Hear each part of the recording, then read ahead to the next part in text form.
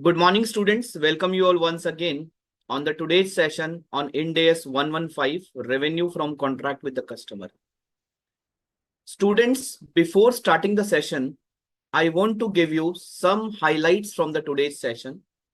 I want to give you some inputs or some important points for this session. First of all, this standard is very important from the examiner point of view as well as from the interviewer point of view, right? So when you have to appear in the exam, right? When you have to crack the CA final examination, this standard Ind AS 115 is extremely important. So you will get a question on Ind AS 115, definitely sure shot, right? I can say that. Number two, when you come to the real life, after being a CA, every interviewer must ask the question from the revenue standard. Why? Because revenue lies in every company. If it is a commercial organization, the first objective is to earn the revenue, earn the profits, right? So revenue will always be there. Number two, this is a very lengthy standard. This is one of the biggest standard among all Ind AS, and that is why the institute has given 5 classes on Ind AS 115. We will cover this standard in 5 classes. Okay. Today being the first class. Third, this standard carries a lot of concepts, right? Lot of concepts. So initially, I'll give you the helicopter view of Ind AS 115. Okay. Helicopter view of Ind AS 115, so that you will be able to understand that what we are going to talk about in the next 4-5 days. Okay. Fourth, since this standard is one of the largest standard, one of the biggest standard and extremely important standard, I want you guys to note down the important notes. I want you guys to note down the critical points, and wherever I'll say this is important, this is the concept, right? And whatever layman language examples I'll take, please ensure that you will note down those examples to understand the concepts. Okay. So this is how I have planned to structure this Ind AS 115. Okay. So let's start the journey of Ind AS 115. Let's understand the revenue based standard. Okay. Students, the name of the standard is revenue from contract with the customers. If I talk about the revenue standard, okay, if I talk about the revenue standard, in our CA Inter days, we have read accounting standards, old accounting standard. Do you know how many standards were there on revenue? Can anyone tell me what were the standards in accounting standards which caters the revenue? Anyone who can tell me? AS9 revenue recognition, you're right, Dev. And there is another standard on revenue recognition also, which was contract-based standard, which was construction contracts, AS7. So friends, now let me take you on the Excel file, and there I'll discuss some concepts and then I'll come to the PowerPoint presentation again. Okay. Friends, in our accounting standard days, in our AS, we have AS9 and AS7, correct? I hope my Excel file is visible to all of you. My Excel file is visible to all of you. Okay. So friends, AS9 was talking about revenue, right? For all other sale of goods and services. And AS7 was also talking about revenue in case of a contracts, in case of construction contracts. So AS7 was dealing with construction contracts, right?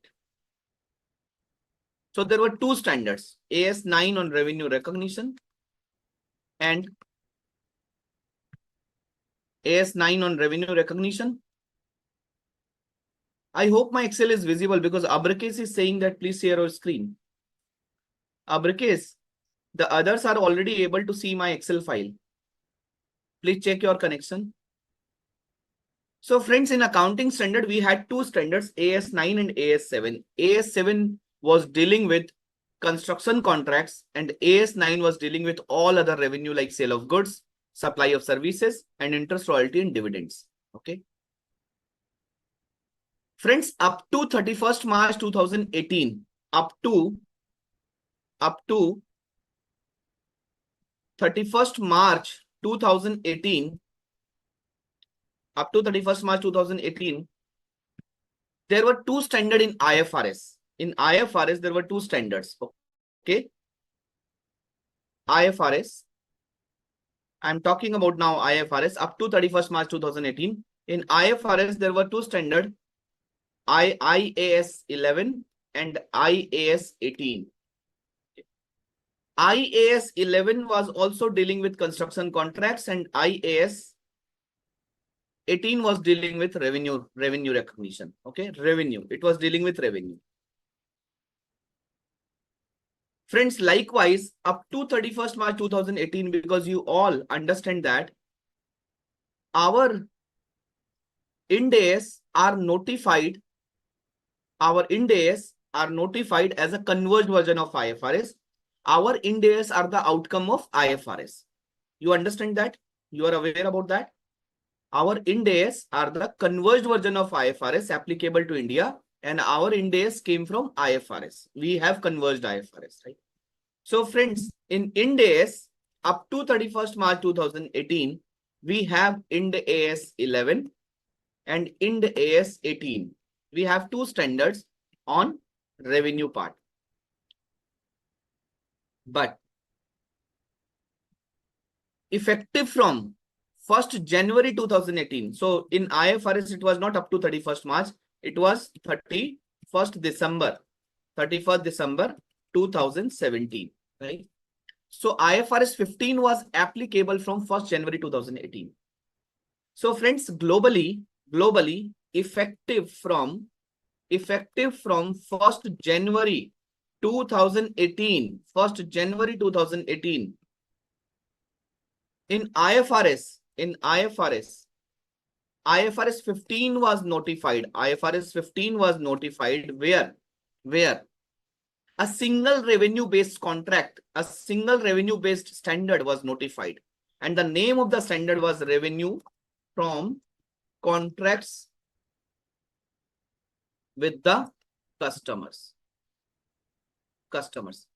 This standard has deleted IAS 11 and IAS 18. And single revenue standard for all revenue was notified. Okay. Friends, now what happened in India? In India, we are not following calendar year, we are following financial year. So friends, likewise, from 1st April 2018, we have also notified what? We have also notified in Ind AS, we have also notified Ind AS 115, in line with the notification of IFRS 15. And friends, in Ind AS, again, we have notified Ind AS 115, which is revenue from contract with the customer. And this standard has deleted what? Ind AS 11 and Ind AS 18, and issued a single revenue standard for all the revenue, right? So this standard 115 deleted Ind AS 11 and Ind AS 18, and single revenue standard for all revenue was notified. Is that clear to everyone? So my dear students, if you are searching something on YouTube, like Ind AS revenue standard, for example, you are putting a keyword Ind AS revenue standard, and you found a revenue standard session on Ind AS 18, don't get confused. When Ind AS was notified in 2015, you remember Ind AS came to India in 2015, and it became part of CA curriculum in 2016-17, right? So initially when Ind AS were notified, friends, there were two standards, Ind AS 11 and Ind AS 18, which deals with the construction contract revenue and all other revenue, right? So when globally these two standards were replaced by one standard, which is IFRS 15 in 2018.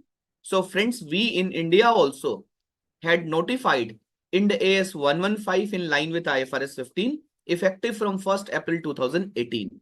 For all practical purposes, for all theoretical purposes, for you guys, only Ind AS 115 is applicable. Ind AS 11 and 18 is no more applicable. You will not get asked any question either in examination or in interview from Ind AS 11 or from Ind AS 18. Is that clear to everyone? Is that clear to everyone? So friends, if I talk about today's scenario, in accounting standard, these two standards are applicable, right? These two standards are applicable as of now in accounting standard. Applicable as of now. Okay, applicable as of now. I am talking about accounting standard. In accounting standard, these two standards are applicable as of now. Okay, is that clear? These two standards are applicable as of now. Just a minute.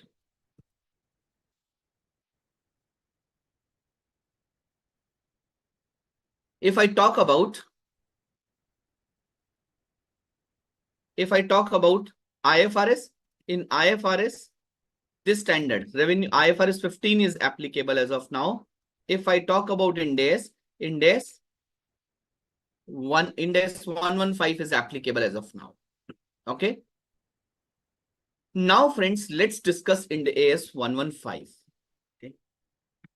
And I'll put this below this concept.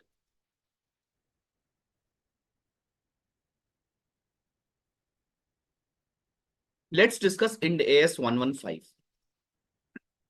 Friends, what is the name of this standard? The name of the earlier standard was revenue recognition. Okay, in AS, it was revenue recognition. But in Ind AS 115, it is revenue from contracts with the customers. Revenue from contracts with the customers. I have highlighted these three keywords: revenue, contract, and customers. Right? Revenue, contract, and the customers. Friends, I want to discuss one thing. So I'm giving you two words. Okay. Revenue, gains, income. What is the difference between these three words? Revenue, gains, and income. What is the difference between these three words? Revenue, gains, and income. Revenue is sales. Nisha is saying revenue comes from operation. Anila is saying revenue is sales. So revenue is something which is coming from the ordinary activities. Revenue is something which is coming from the ordinary activities of the business. Ordinary activities in the business. Correct? Gains. Gains are something which is kind of other income, which is not from the ordinary activity. Not from the ordinary activity means not from the main activity. Means ordinary activity means main activity. Main activity of the business.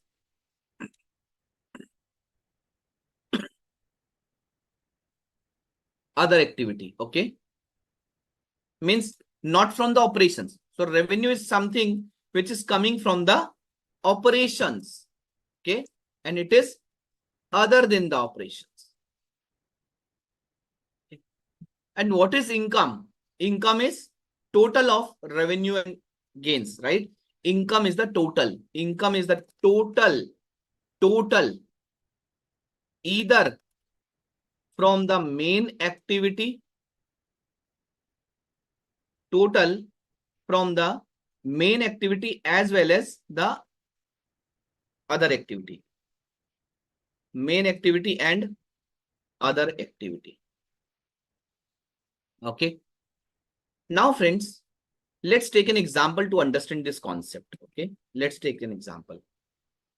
Ambuja Cements Limited. Ambuja Cements. Have you heard about Ambuja Cements?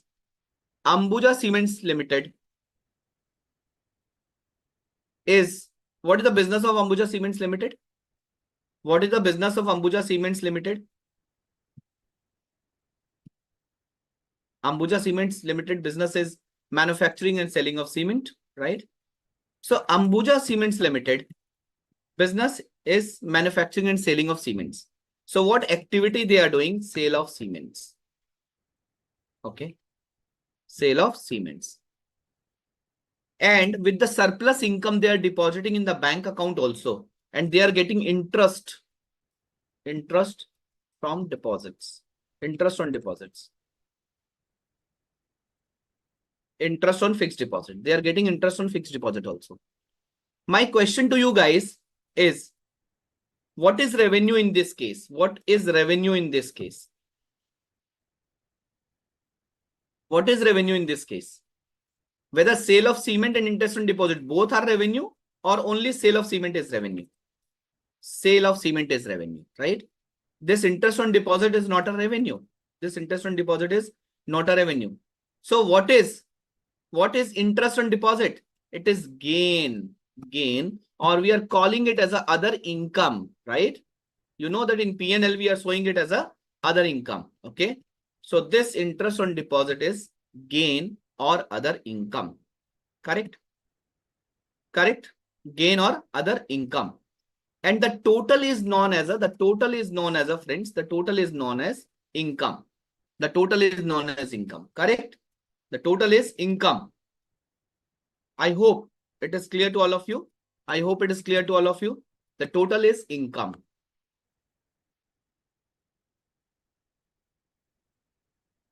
Okay.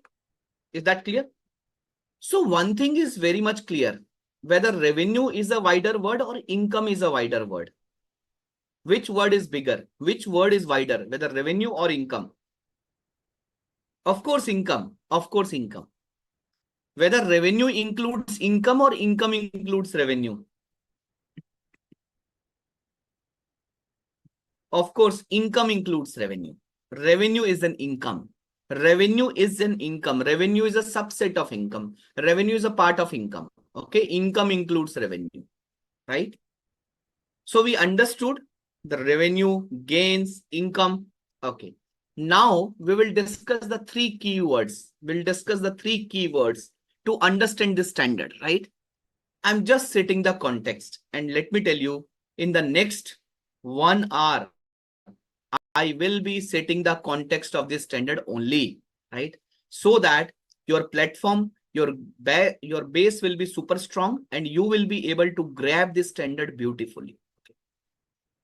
Friends, I'll pick three keywords from this standard, from the title of this standard: revenue, contract, and customer. This standard title is revenue from contract with the customer. So one thing is very clear. This standard is talking about revenue, means this standard is talking about the revenue from the operations, the revenue from the income from the main activity, income from the operations, right? This standard only talking about those aspects. Second, this standard talking about the operational income arising in the business out of the contract. And this standard only talking about the income which is generating as a main activity, as an operation of the business from the customers. Means this is talking about the money which is getting flown from the customers. Okay. So what is meant by revenue? What is meant by revenue? Revenue. What is meant by revenue? What is the definition of revenue? Revenue is income arising in the ordinary course of business of the entity. Revenue is the income arising in the ordinary course of business of the entity. Income arising in the ordinary course of business of the entity. Income arising in the ordinary course of business of the entity. Clear? This is what we have discussed. What is the meaning of contract? What is the meaning of contract? Do you remember Indian Contract Act? Do you remember Indian Contract Act? Yeah. Do you remember Indian Contract Act? Yeah. So what is the definition of contract? Standard says that for definition of contract, you can refer Indian Contract Act definition. And what is the definition? Contract is an agreement. Contract is an agreement enforceable at law. So that this agreement should be enforceable, right? Contract is an agreement enforceable at law. Enforceable at law. For example, if I'm talking about the revenue definition, revenue is an income arising in the ordinary course of business of the entity. Okay. Arising in the ordinary course of business of the entity. So if I talk about Ambuja Cements, sale of cement is a revenue, right? Which comes under Ind AS 115. Whether interest on deposit will come under Ind AS 115.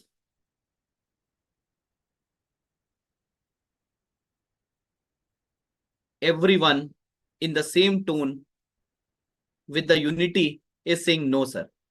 Of course, you all are right. Why? Because income on deposit is not a revenue, it's a other income. And income from deposit is not getting earned from the customer, right? So bank is not your customer. Bank is not entity's customer. Okay.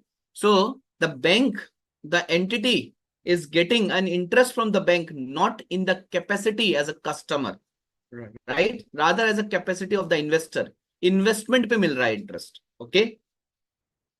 Second, contract, agreement enforceable at law. For example, the company has entered into a contract with a customer for selling 100 units of a product, right? And the company is manufacturing that product for the customer. The contract says that the customer is bound to receive 40 units, 40 units. And after receiving 40 units, the customer can cancel the contract at any point of time without any penalty. Friends, tell me in this case, from the contract perspective, whether 40 units are enforceable at law, whether the 40 units are enforceable, or whether entire 100 units are foreseeable. Whether only 40 units are enforceable or entire 100 units are enforceable. For example, after 40 units, the customer denies that I'll not take the other units, the remaining units I'll not take.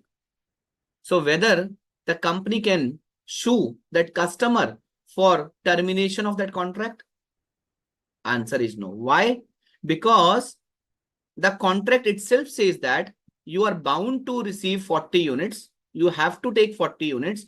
But after taking 40 units, you can walk out from the contract at any point of time without any penalty, without any termination penalty, or without paying any compensation. Right? It means this standard talks about the revenue arising from the contract, which is enforceable at law. Which is enforceable at law. Is that clear? Is that clear or not? Yes. Now the third aspect is customer. Customer, sir. What is meant by customer? Customer. In Hindi, customer means customer. Customer mara hua. Customer. Right. So what is meant by customer? Customer definition is a customer is a party. Of course, customer is a party who obtains goods and services, right? In the entire globe, either you will receive some goods or you will receive some services, right? So customer is a party who obtains goods and services. Which goods and services? Which is an output of the entity in the ordinary course of business in exchange for a consideration, right? A customer is a party. A customer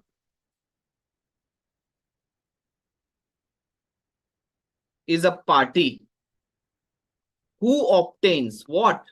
Who obtains goods or services A customer is a party who obtains goods or services, right? Which goods and services? Which is an output, which is an output of the entity, which is an output of the entity from the ordinary course, which is an output of the entity in the ordinary course of business, in the ordinary course of business, and in exchange, of course, there should be some consideration also, in exchange for a consideration. In exchange for a consideration. A customer is a party who obtains the goods or services, which is an output of the entity in the ordinary course of business, in exchange for a consideration, right? In exchange for a consideration. Is that clear? So friends, the company has deposited the money in State Bank of India.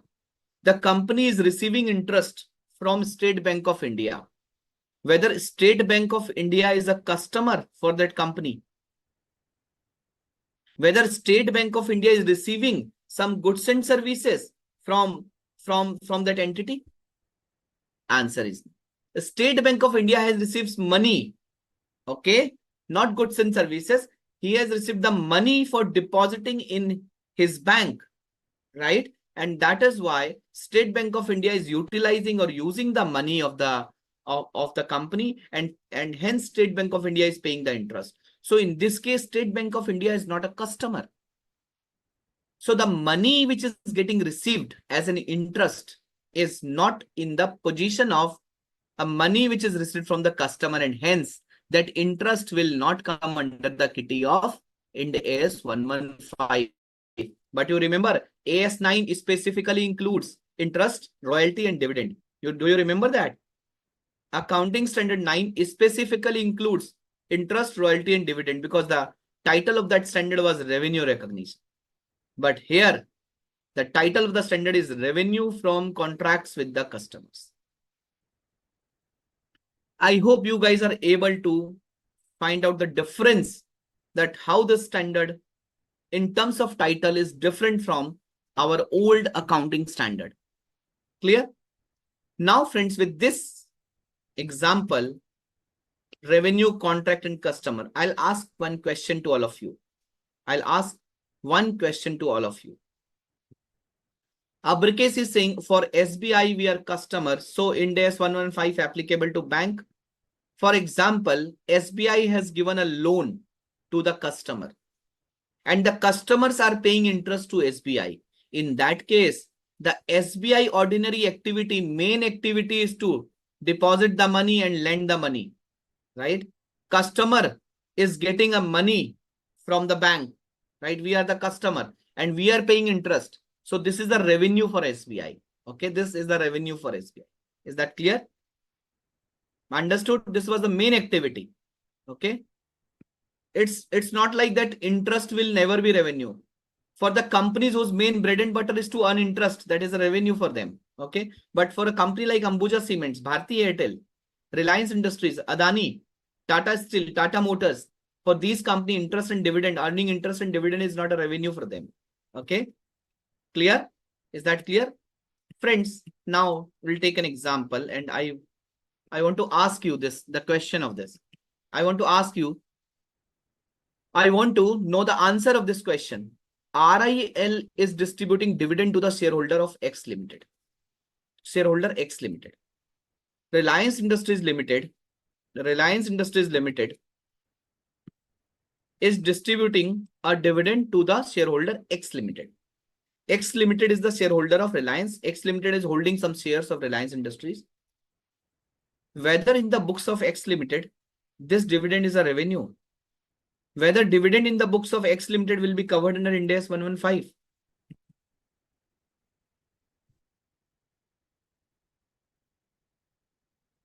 Tell me, what is your answer? What is your answer?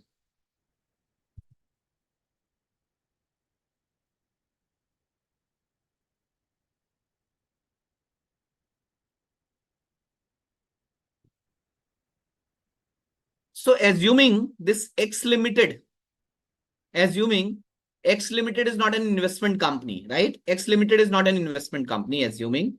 So in this case, dividend is not a revenue. Dividend not a revenue, and hence it will not come under Ind AS 115, right? Under Ind AS 115. Although this dividend is an income, it is an income. Okay, it is an income. Is that clear? It is an income. So dividend is not a revenue, and hence it will not come under Ind AS 115 because it is an income. Friends, I hope you guys have been able to understand that this standard talks about revenue from contract with the customer. The meaning of revenue is an income arising in the ordinary course of business of the entity. The meaning of contract is something agreement which is enforceable at law. The customer is a party who obtains the goods or services which is an output of the entity in the ordinary course of business and for exchange for a consideration. And for exchange for a consideration. Right? Friends, Vignesh is friend of Karthik. There are two students in this Zoom meeting, in this Zoom class. There are two students, Vignesh and Karthik. Vignesh is into the business of selling furniture. Vignesh has a furniture showroom. Vignesh is in the business of selling furniture. So, Karthik came to Vignesh and he told that, my dear friend, CA final exams are coming. I need a good chair, right? So that I will be able to study for, 12 to 14 hours in a day. And I need a comfortable chair. And Karthik and Vignesh are good friends. So Vignesh has given the chair to Karthik. And Vignesh is in the business of selling furniture. Friends, whether this contract, whether this transaction will be qualified as a revenue in the books of Vignesh.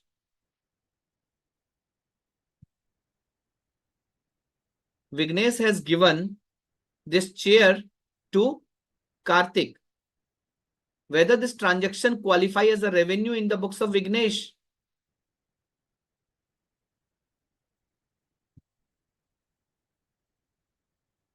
So I'm happy to see that most of the students have given the right answer. Everyone is saying, sir, if it is in exchange for consideration, in that case, it is a revenue. If there is no consideration, then it is not a revenue. Of course, you are right. While the ordinary business of Vignesh is to sell the furniture. So he has given the chair to Karthik.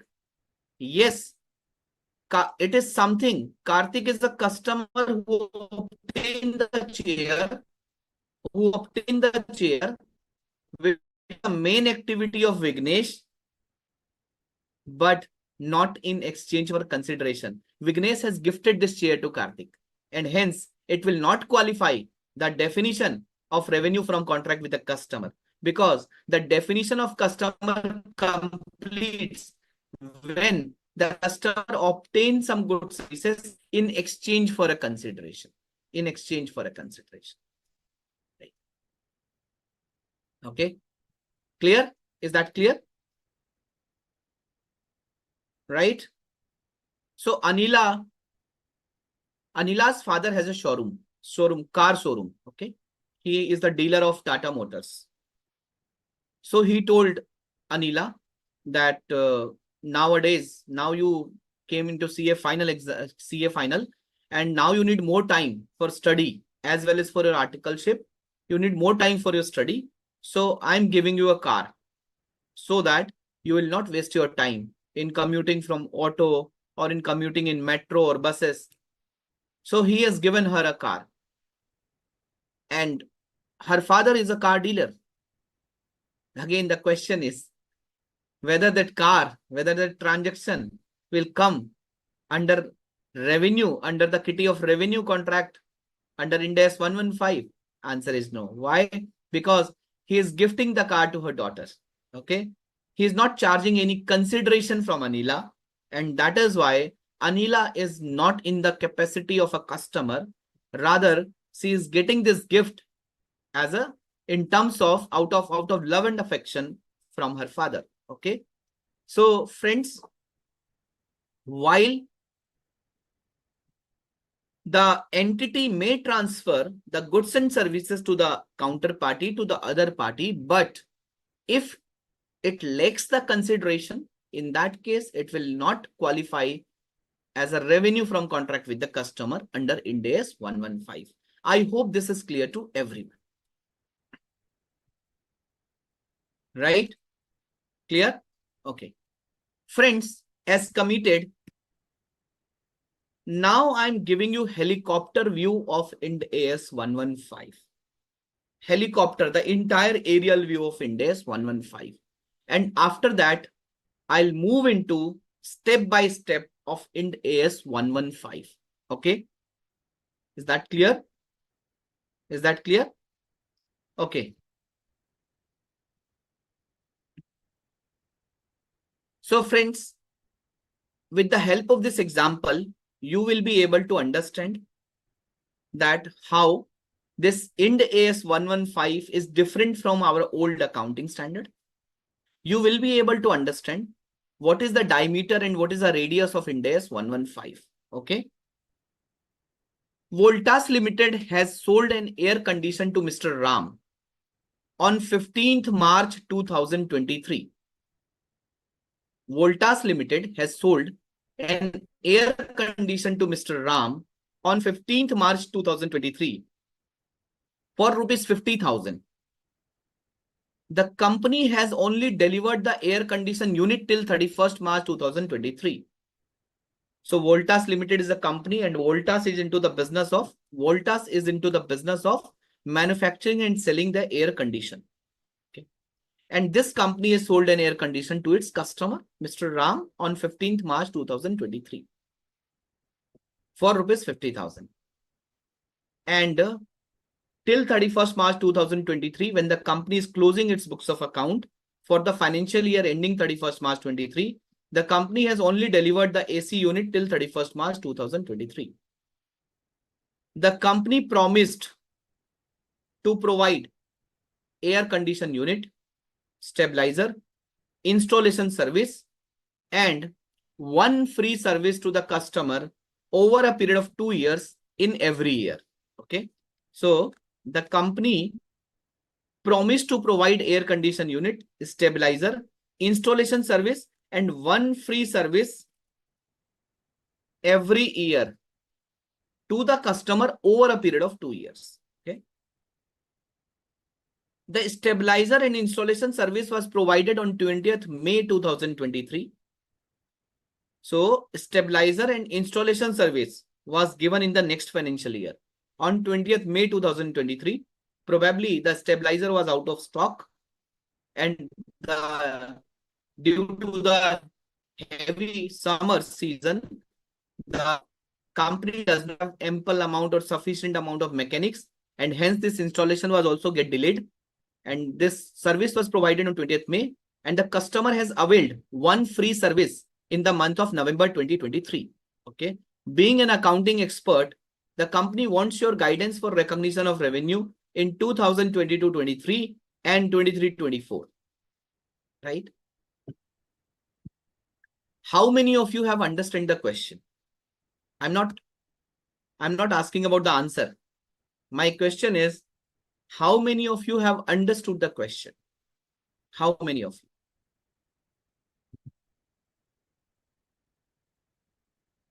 Anyone who has not understood this question? Anyone? Guys, I've still not got the response of around 12-13 participants. It is important for me as well, whether you understood the question or not. Even though if you have not understood, no problem. Okay, everyone has understood the question. Let me see if people from offline mode has also understood the question. Okay. So offline, people has also understood the question. Thanks, Rajat. Rajat, Nilesh. Okay, great. Friends, I'm parking this question for a time being and moving on my presentation. I'll come back to this question after 6-7 minutes. Okay. I'm moving back to my PPT. I hope this PPT is visible. Now coming to the agenda. Right. Friends, in this standard, we are going to talk about, scope. What is the scope of this standard? So far, we have understood this standard is applicable in case of a revenue from contract with the customers. Okay. So we need to discuss the scope. Okay. Then this standard talks about the 5-step model. And friends, this entire standard is on the 5-step model. This entire standard. Okay. So this is the heart of the standard. Ind AS 115 says that for each and every kind of revenue, for each and every single revenue, you have to go through the 5-step model to recognize the revenue, right? So we need to understand what is the 5-step model. And my dear friends, these 5 steps are the lifeline of this entire standard. Okay. The 95% of Ind AS 115 is 5-step. Okay, 95% of Ind AS 115 is 5-step. Okay. And what are these 5 steps? We will be discussing. The first step is identify the contract. The second step is determine the performance obligation. The third step is calculation of transaction price. The fourth step is allocation of transaction price to the multiple performance obligation. And the fifth step is recognition of revenue into your books of accounts. Okay. And the last one is disclosure. That in case of a revenue, what are the sort of disclosures which you have to make? Okay. Clear? So friends, we will be talking about the scope. Then we will be talking about the 5-step model in this standard. What are the 5 steps? First, identify the contract. Second, determine the performance obligation. Third, determine the transaction price. Fourth, allocate the transaction price into the performance obligations. Fifth, recognition of revenue. And friends, the last piece is disclosure. This is what we are going to discuss in this particular standard.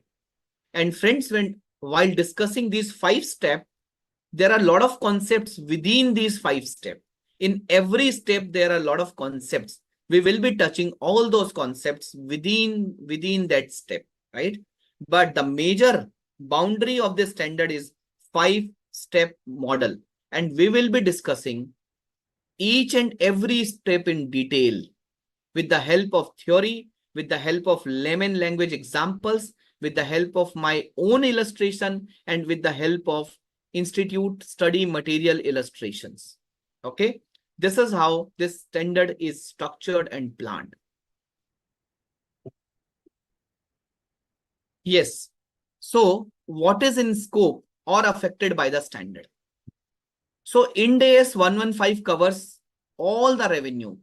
An entity shall apply this standard to all contract with the customer, except negative list like GST is given. Okay. So this standard captures the, what are the 4 pillars of accounting? Can anyone tell me what are the 4 pillars of accounting? In my first session, I have given you the 4 pillars of accounting. What are the 4 pillars of accounting? Very good, Ginny. Recognition, measurement, presentation, disclosure. Very good, Dev. I'm glad that you guys are able to remember that. RMPD. Good, Ayush. Recognition, measurement, presentation, disclosure. So this standard Ind AS 115 provides the recognition criteria, the measurement basis, the presentation and disclosure requirement of all the revenue contracts from the customer with the customers, except leasing contract. My business is to provide the machinery on leases.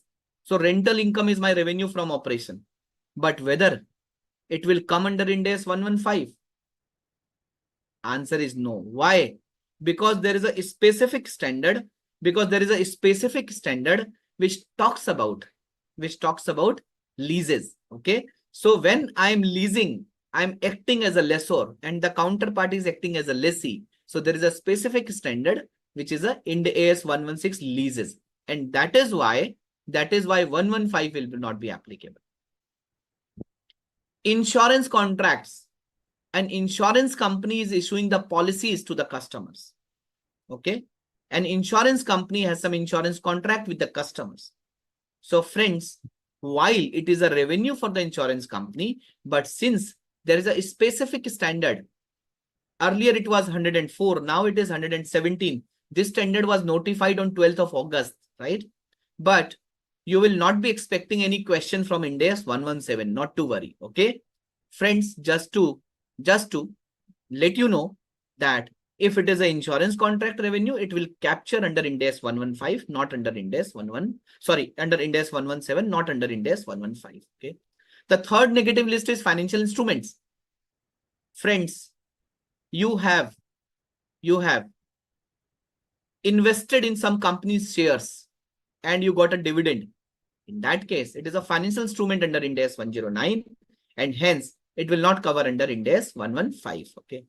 Non-monetary exchanges between the entities, in the same line of business to facilitate sales to customer or potential customers, right? So there are two showrooms, okay? And both the showrooms are the textile showrooms, okay? So these showrooms are selling goods to each other, but they are not exchanging cash. Showroom A is giving goods to showroom B and showroom B is giving goods to showroom A. So friends, in that case, whether revenue needs to be recognized, answer is no. Standard says that if there is a non-monetary exchanges between the entities in the same line of business, it means why they are doing so?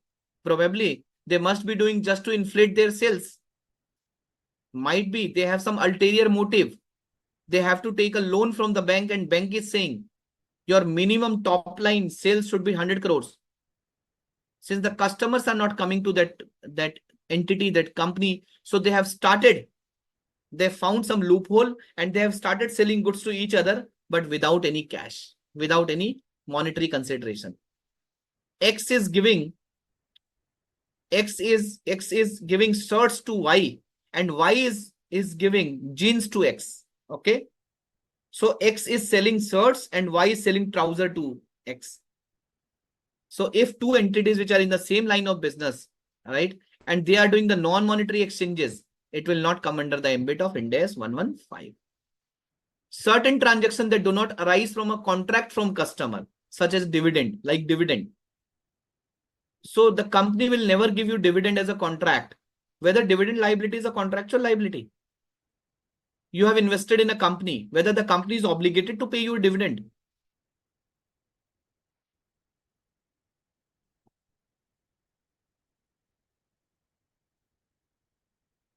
Yeah, it's a voluntary. It's a voluntary.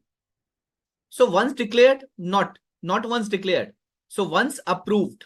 But the point is whether declaration of dividend is a mandatory thing. Answer is no. It on the wish of the company. If the company will earn money, even though if the company will earn money, the company is not obligated to pay you the dividend. It is on the whims and fancies of the company. Correct? So friends, this is the negative list which is given. This is just for your memory. Right? Ayush, that we will discuss upon, right? We'll discuss. So what is the core principle of Ind AS 115? We will be discussing Ind AS 115 with the help of 5-step model. These 5 steps are important to you. Right? These 5 steps. This is the heart and brain of Ind AS 115. Step number 1, identify the contract with the customer. Step number 2, identify the performance obligation in the contract. Step number 3, determine the transaction price. Step number 4, allocate the transaction price to the performance obligation. Step number 5, recognize revenue when or as each performance obligation is satisfied. Okay. Friends, now you have got an idea about the 5-step model, that at least these are the 5-step model. Friends, now with the help of that helicopter view example, I will board all of you on that helicopter and I will take you on a short ride to Ind AS 115. I believe all of you must have boarded in the helicopter of Ind AS 115. Please fasten your seatbelt. Okay. Now I am taking you on the ride of Ind AS 115, a quick and short ride. Okay. Now I am taking you back on my Excel file. And again, I'll just repeat this question. Voltas Limited is a company. It has sold an air conditioner to Mr. Ram on 15th March 2023 for rupees 50,000. The company has only delivered the air condition unit until 31st March 2023. The company promised to provide air condition unit, stabilizer, installation, and one free service every year to the customer over a period of 2 years. The stabilizer and installation service was provided on 20th May 2023 and the customer has availed the free service in November 2023. Being an accounting expert, the company wants your guidance for recognition of revenue in 2022-23 and 2023-24. Right? The question is clear. Now, friends, we will reach 5 destinations with the help of this question. We will reach 5 destinations. Destination number 1, solution. Destination number 1, I'll ask the first question. Whether this is a contract with the customer. Okay. So rather I'll write it as an analysis. Step number 1.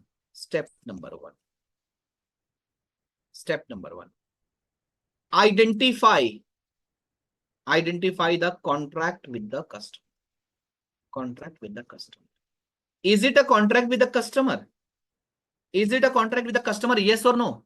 Yes, this is a contract with the customer because this company is into the business of selling air condition.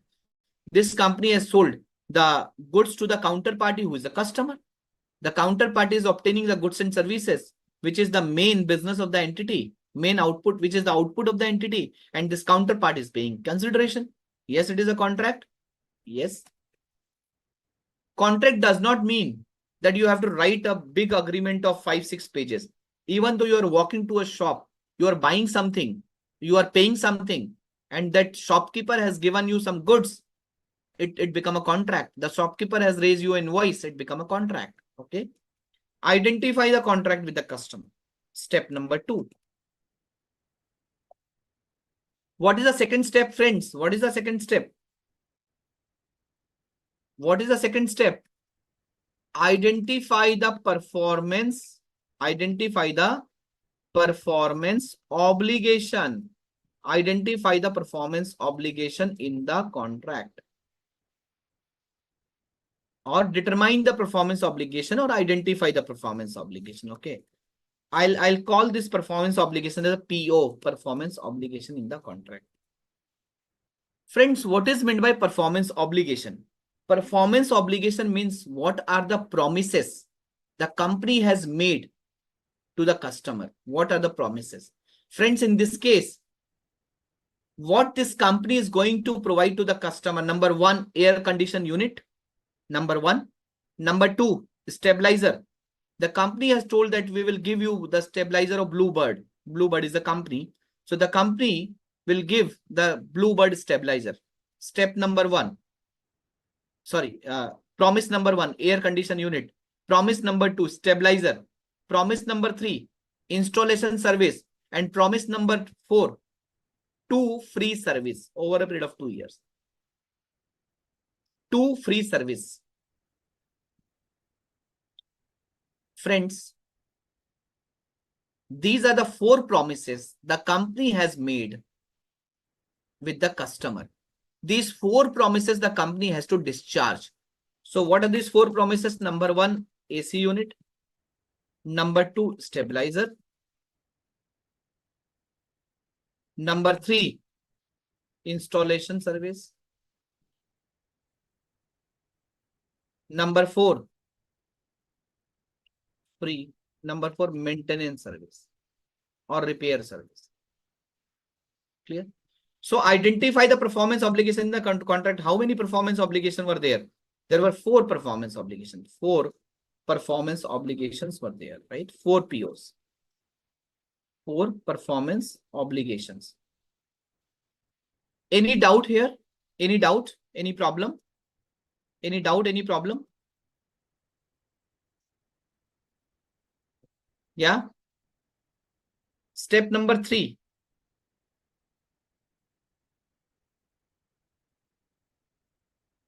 Determine the transaction price. Tell me, what is the transaction price on which this transaction is happening? What is the transaction price on which this transaction is happening? 50,000 rupees. 50,000 rupees the transaction price. It is given in this question, right? It is given in this question. Determine the transaction price, 50,000 rupees. 50,000 rupees.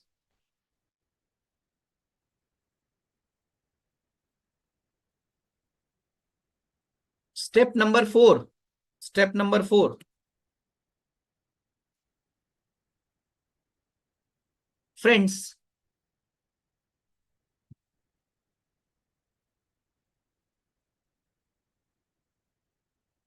Ayush is asking, sir, can we call them 5 POs? As maintenance service are 2, you can call Ayush. But the point is, I am segregating between a kind of a services, right? For example, AC unit is one item. Stabilizer is 1 item. Installation service is 1 item. Although there are 2 maintenance service, but the item is similar. Okay. The item is similar. Okay. For example, let's say the company is saying, I'll give you a warranty for 5 years. Right. So within the 5 year, if there is any default, the company has to make good the loss. But you will not say that there are 5 performance obligation, because the company has to make good this good for 5 years. Are you getting me? Okay. Because the class is a maintenance service. It is given for 2 years. Okay. It is given for 2 years. Have you understood? So it's a running service. Okay.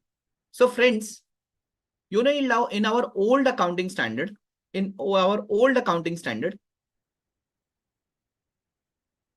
you remember, in the same case, on 15th March 2023, if the air condition company has sold the air condition for rupees 50,000 on 15th March 2023, and he has not given the other aspect like AC, stabilizer, installation, right? And the maintenance service up to 31st March. So what sort of revenue we were recognizing in accounting standard AS9? What sort of revenue we were recognizing?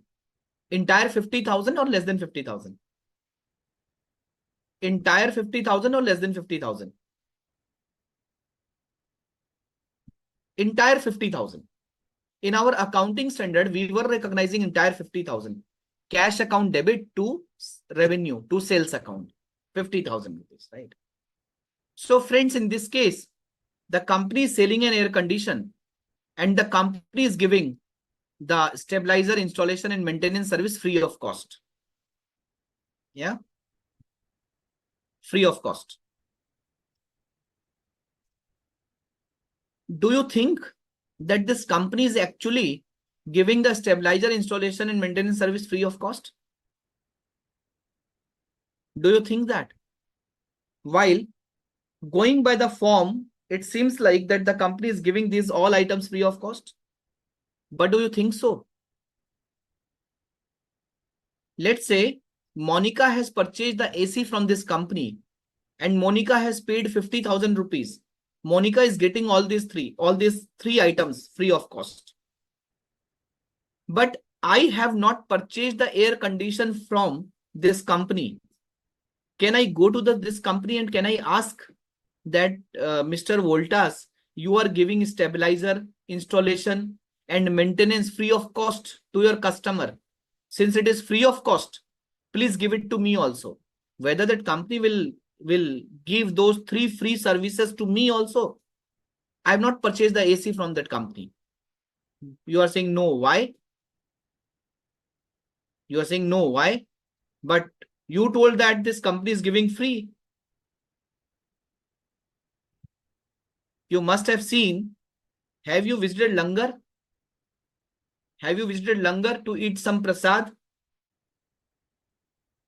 Or have you seen where the people are distributing some sweets or prasad and everyone who is in the queue are getting free of cost? Yes. So why this company will not give this stabilizer installation and maintenance service to me, since this company is giving free of cost? So nothing is free in this world. Nothing is free. So friends, the company is charging 50,000 rupees for this entire package. The company has inbuilt the cost of these free package into the main package, into the main product. Okay, into the main product, right? So this 50,000 includes everything, cost of everything, right? This is the price of this entire package. Okay, and every item has an individual price as well. For example, stabilizer. If you want to purchase a stabilizer, this entity also sold stabilizer, also sells stabilizer, right? You can purchase stabilizer independently from the market.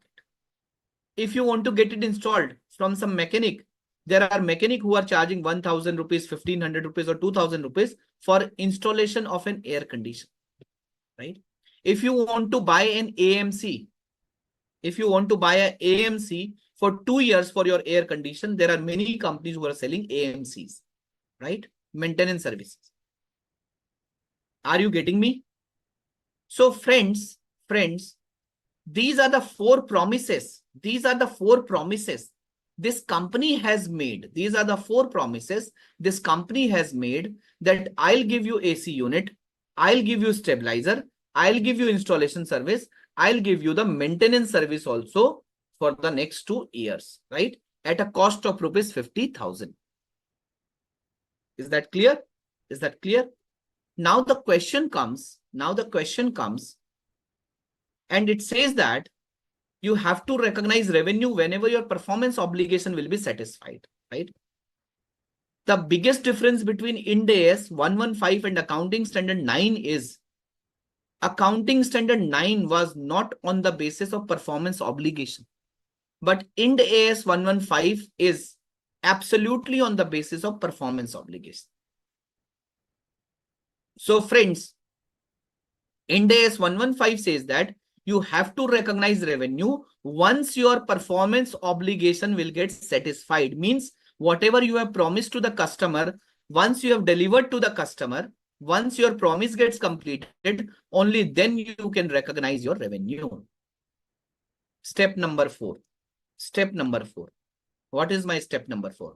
For that, if I need to recognize the revenue on the basis of the satisfaction of my performance obligation, it means up to 31st March 2023, up to 31st March 2023 in FY 22-23, can I recognize the entire revenue of 50,000 rupees? Can I recognize the entire revenue of 50,000 rupees? If no, then what sort of revenue I can recognize? If no, then what sort of revenue I can recognize? I can recognize the revenue only to the extent of air condition unit. Sir, but we are not aware about the price of the air condition unit because we have paid 50,000. We have paid 50,000.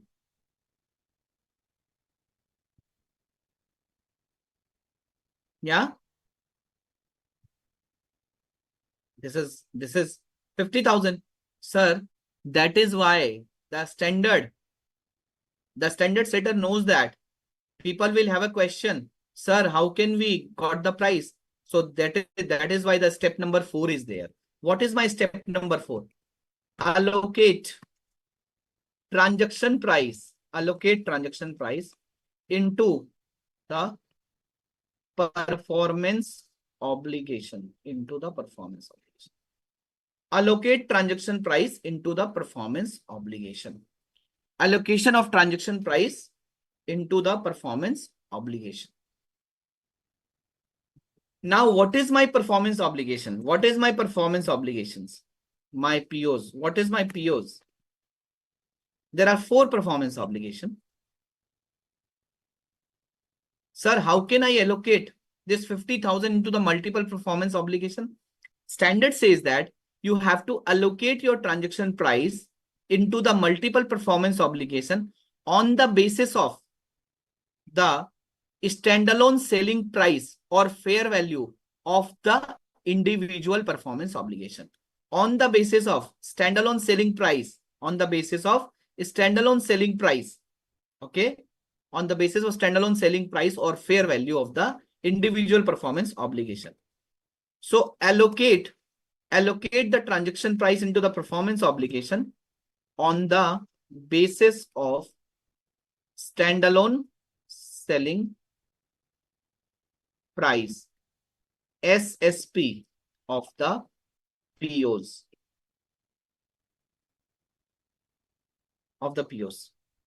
SSP.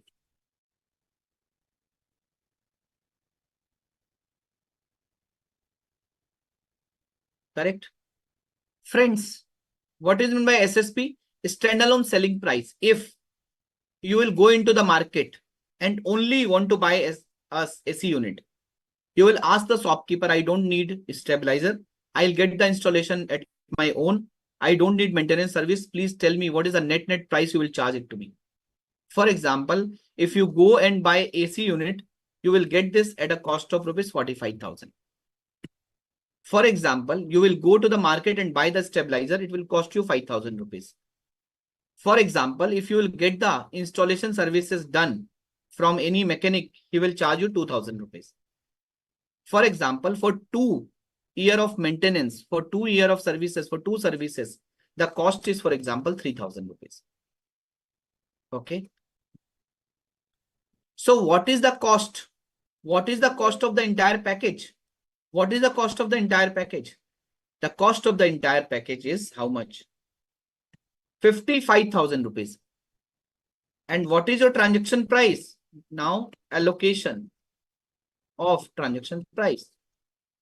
What is your transaction price? The transaction price is 50,000 rupees, right? At 50,000 rupees, you got this entire package. Means you got a discount of 5,000 rupees on this entire package. Now you have to allocate. You have to allocate this 50,000. So how can I allocate this 50,000? 50,000 in the ratio of standalone selling price. In the ratio of standalone selling price. Absolutely right, Dev. 50,000 multiply by 45,000 divide by 55,000. Multiply by 45,000 divide by 55,000. Okay. Divide by 55,000. 40,909. Same. 50,000 multiply by 5,000 divide by 55,000. 50,000 multiply by 2,000 divide by 55,000. 50,000 multiply by 3,000 divide by 55,000. The total should comes out as a 50,000. Friends, are you clear about this part? Are you clear about this part? Are you clear about this part? Okay. Now, my 5th step, step number 5. What is my step number 5? My step number 5 is recognize revenue. My step number 5 is recognize revenue. What is my step number 5? Recognize the revenue. Now we have measured the revenue. We have allocated the revenue. Now we have to recognize the revenue. Recognize the revenue. Recognize the revenue at a point in time. At a point in time means in a one go or over a period of time or over a period of time. Friends, again, we have 4 performance obligation, right? So air condition unit, now recognition of revenue,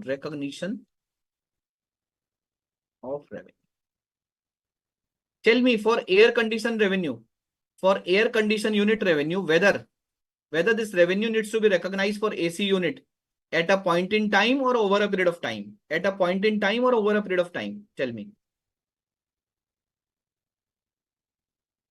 In one go, whenever the company has delivered the AC unit, the company has to recognize the revenue at a point in time. What about stabilizer? Whenever the stabilizer will delivered, the revenue will be recognized. What about installation service? Same. When the installation will completed in one go, it will be at a point in time. What about maintenance services? The maintenance services for 2 years. This revenue of 2727, whether it will be recognized in one go or over the 2-year period, this will be deferred. It will be over a period of time. Means completion of 1 year, completion of 2nd year, or completion of first service and second service. Okay, over a period of time. Friends, I hope this 5-step model, is clear to all of you. I have just given you helicopter view, right? And we will discuss a lot of complex concepts within this 5-step model. We will be discussing a lot of complex concept, Ayush. Okay, this is not the end of Ind AS 115. This is the beginning of Ind AS 115. But if you guys have understood this helicopter view,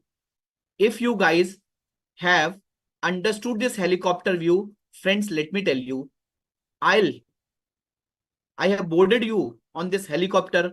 Now I will be taking you to the fighter jet. Okay, so you will be able to enjoy the ride of fighter jet if you have understood the helicopter view. Okay, right? So this is just a fundamental base. Okay. Identify the contract with the customer. Yes, it is a contract with the customer. Identify the performance obligation in the contract. There are 4 performance obligation, 4 items the company needs to deliver. Okay. Determine the transaction price. What is the total transaction price? Allocate the transaction price into the performance obligation on the basis of standalone selling price. On the basis of standalone selling price of the performance obligation, right? Then recognize the revenue at a point in time or over a period of time. You need to recognize your revenue. Okay. Clear? I hope it is clear. Friends, now what is the question? The question was, being an accounting expert, the company wants your guidance for recognition of revenue in 2023 and 2024. Now, let me tell you the accounting entries, right? Shall I give you the accounting entries? Accounting entries in the books of Voltas Limited.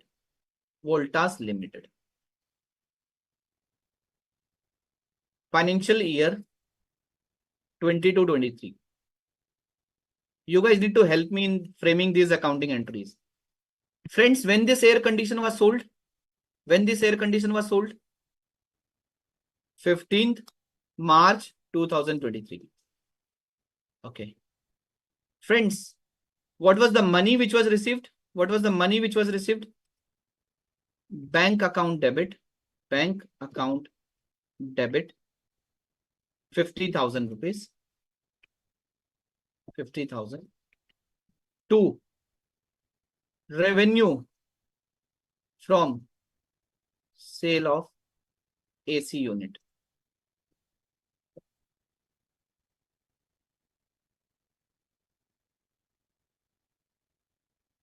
Credit. What is the value of this credit? What is the value of credit? Absolutely right. Great. 40,909. Not 50,000. 40,909. So what is the balance? 2. To what? To deferred revenue. To deferred revenue or to advance received, right? So you can use any terminology. To deferred revenue liability. to deferred revenue. This is a liability until and unless the company will deliver the remaining performance obligation. What will be the amount? This minus this. Okay. This minus this. Right?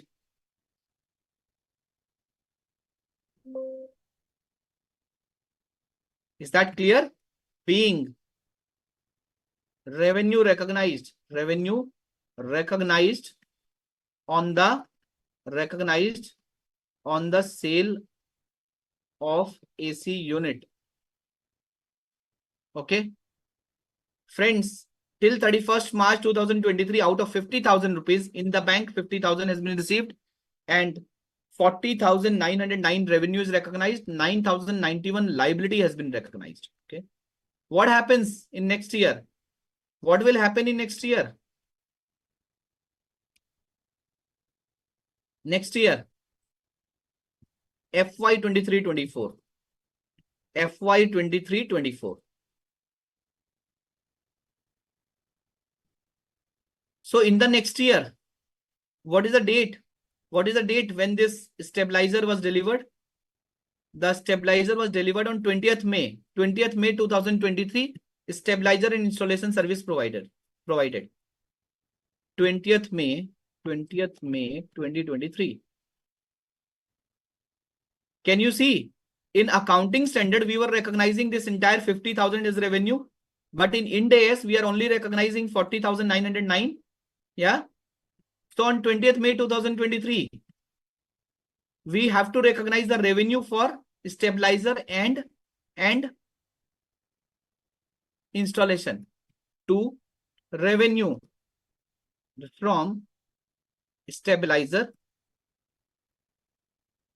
and installation. Friends, again we will do bank account debit. Yeah. No. Then what we will do?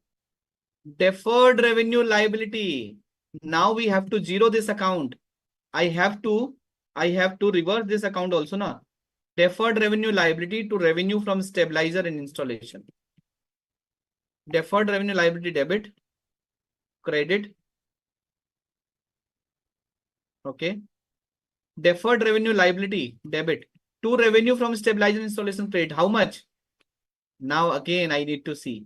My revenue from stabilizer was 4545. My installation service is 1818. So this is 6364. 6364. I need to debit my deferred revenue on 20th May. Deferred revenue will be debited by 6364 and revenue from stabilizer and installation will be credited by 6364. Being revenue recognized on the delivery of stabilizer and installation. Now in the November 2023, 30th November 23.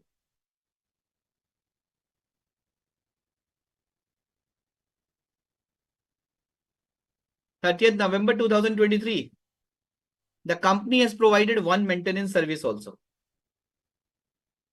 So again, the company will recognize the revenue because the company has performed part of the obligation relating to the maintenance service to revenue from maintenance service to revenue from first maintenance service. Revenue from first maintenance service. How much? We need to debit deferred revenue liability, right? But how much we need to recognize? So in the first year, we need to provide one service. So if this service would not have been provided in November 23, we have to wait till March 24, right? We have to wait till March 24. But since the customer has availed in November 23, the company has performed one obligation, part obligation November 23 itself. So company has to recognize revenue, but the revenue for two maintenance service was 2727. So what about 2727 divided by 2, right? So this will be my revenue from maintenance services, first maintenance services. 1364. Friends, if you see, At this point of time, my remaining deferred revenue was 9091 minus this. Now my remaining deferred revenue was 2727 minus this. Now what about in the next year? The question is silent in the next year. FY 24-25. FY 24-25. In the next year, since the question is silent, so the company will recognize the revenue once the free service is delivered. But assuming, so let me rephrase, let me expand this question. The company wants your guidance for recognition of revenue in 2022-23, 2023-24, and 2024-25. Assume that the customer has not availed the second maintenance service. Assume that the customer has not availed the second maintenance service. Friends, till what date the company will wait for the second maintenance service? Till what date? 2 years from the date of purchase. 2 years from the date of purchase means 15th March 2025, right? 2 years from the date of purchase. So the company will wait till the expiry of the second year. So friends, in FY 24-25, right? Last date. You are right, Pooja. So last due date. So friends, 15th March, the company is purchased the AC on 15th March. So the company will wait till 15th March 2025. If the customer will not avail, so this maintenance service will get expired and the company has to recognize the revenue. The company has to reverse the deferred revenue and the company has to recognize the revenue from the second maintenance services. Revenue from second maintenance services. Okay. How much? Same. 1364, 1364. What is this being revenue recognized? Being revenue recognized on the delivery of first maintenance services. Maintenance service. In case of this, being revenue recognized on the expiry of second maintenance services. Okay. Friends, I hope on the expiry of second maintenance services. Okay. Friends, I hope this helicopter view has given you the entire aerial view of 5-step model, how this revenue will be recognized, how accounting entries has to be made, right? So I believe this helicopter view has given you the entire view of Ind AS 115 as far as 5-step model is concerned fundamentally. On expiry, revenue is to be recognized or reverse. Of course, revenue has to be recognized. Uppercase. Why? Just remember, you have received 50,000 rupees. Uppercase. How much money you have got from your customer? 50,000 rupees. If you would have been on accounting standard, this 50,000 rupees would have been recognized on the day one. But आपने यहाँ कितना recognize किया? You have only recognized 40,909. On 15th March 2023, your revenue was credited in your P&L. Let me prepare a P&L account for Abracase. P&L account. Okay. So FY 22-23 P&L account 22-23. What is my revenue? What is my revenue? What is my revenue in 22-23? Only 40,909. Then let me take you on 23-24. What is my revenue in 23-24? Tell me, friends, what is my revenue in 23-24? 6364 plus 1364. 6364 plus 1364. Okay. And let me put a total also. Total.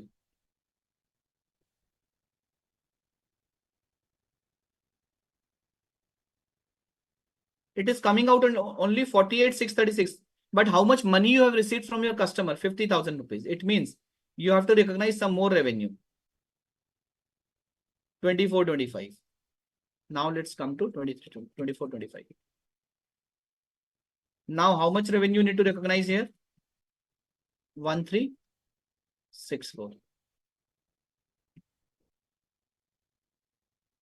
Abrikes, I hope now your doubt, your confusion will get clear. Okay. Is that clear? So first you need to, Ayush, first for any kind of revenue recognition, for putting any entries, first you need to measure. You need to measure, you need to identify, you need to do the calculation. These calculations are happening, okay, either inside the system or on the Excel files.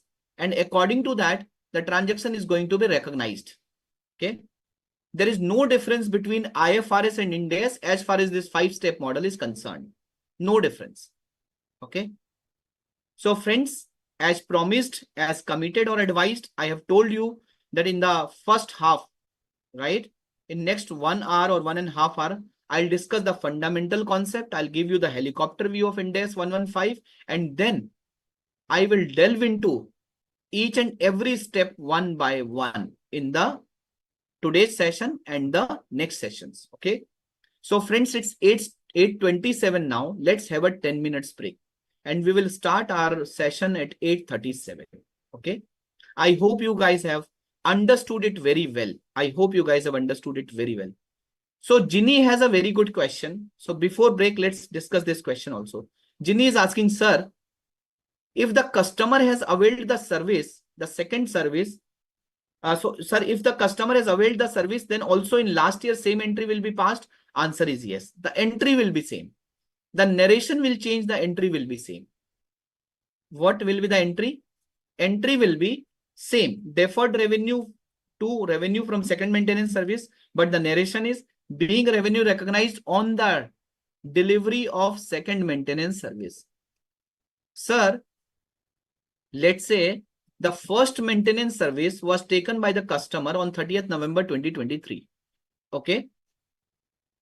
And sir, the second year will get start from 16th of March because the company has purchased this air condition on 15th March 23. So the second year will start from 16 March 2024. Sir, what happened? If the customer would have availed the second free maintenance service on 25th March 2024. In that case, friends, the second maintenance service revenue was also recognized in the second year itself, in financial year 23-24 itself, in FY 23-24 itself, right? So friends, let me continue with this example and I'll give you break after 2-3 minutes. In continuation of above example,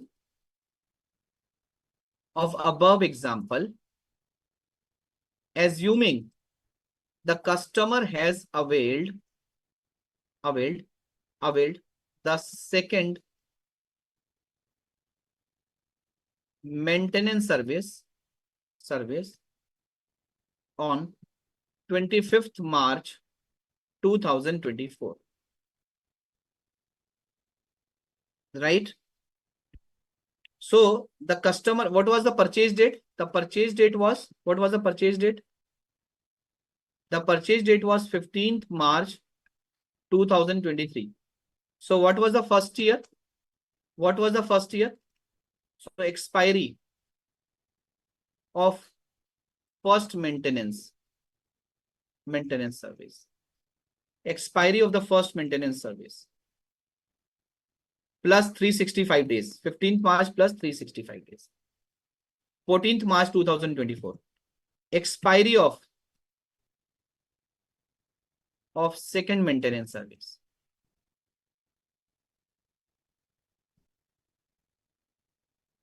This plus 366.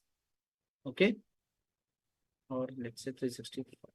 14th March 2025. Okay. So the customer can avail the first maintenance service by 14th March. The customer. So this is the timeline. This is the timeline. Availed. The first service the customer has availed on 30th November 2023. The second the customer has availed on 25th March 2024. Friends, in this case, what will happen? Nothing. Same entry will go in the year, same entry. So what are the accounting entry in FY 23-24? So let me give you the account. Let me give you all the accounting entry, okay? So that there will not be any confusion. Let me give you all the accounting entry.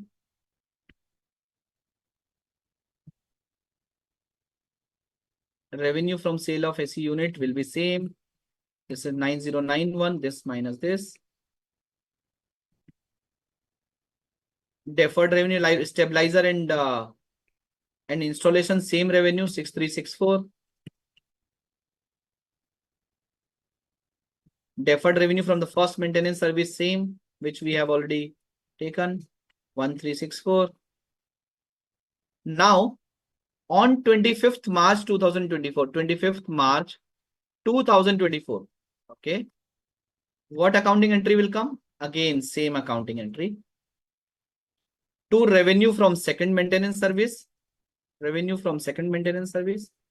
Simple है ना, जब avail अगर actual में avail ही कर ली तो आपको revenue recognise करना है, as simple as that. Recognize the delivery of second maintenance service.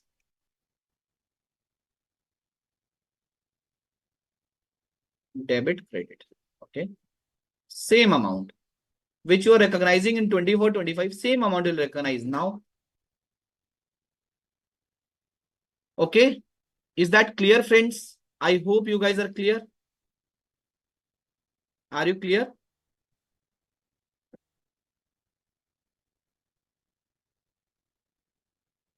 Yes.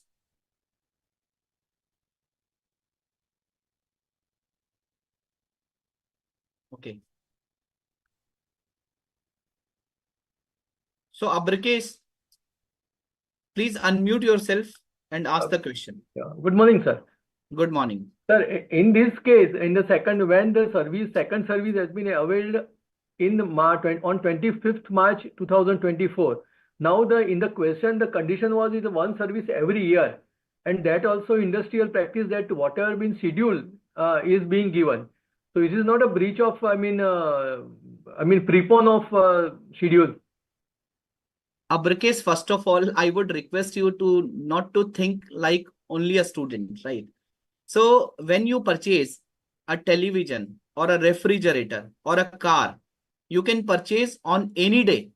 You can purchase on any day in a financial year, yes or no? आप Yes. किसी भी दिन खरीद सकते हो ना? Yes, yes. ये तो आपकी मर्जी है. Yes, आज yes. आज आज कौन सा डे है? आज 28 सितंबर है. Yes, sir. आज आपने एक रेफ्रिजरेटर खरीदा Yes, sir. 28 सितंबर को. Yes, sir. आपको 1 साल की वारंटी मिली. वो 1 साल की वारंटी कब एक्सपायर होगी? Next year, same day. Next year, same day. Or Not 27th. 31st March. Not 31st March. Okay. No, no, Next no. year. That's true. Yes, yes. So again, in this example, this customer has purchased a this customer has purchased the AC on 15th March 2023, right? And the Yes. company has told, I am giving Okay. you 2 maintenance service. Okay, 2. okay, I got you, sir. It's my mistake.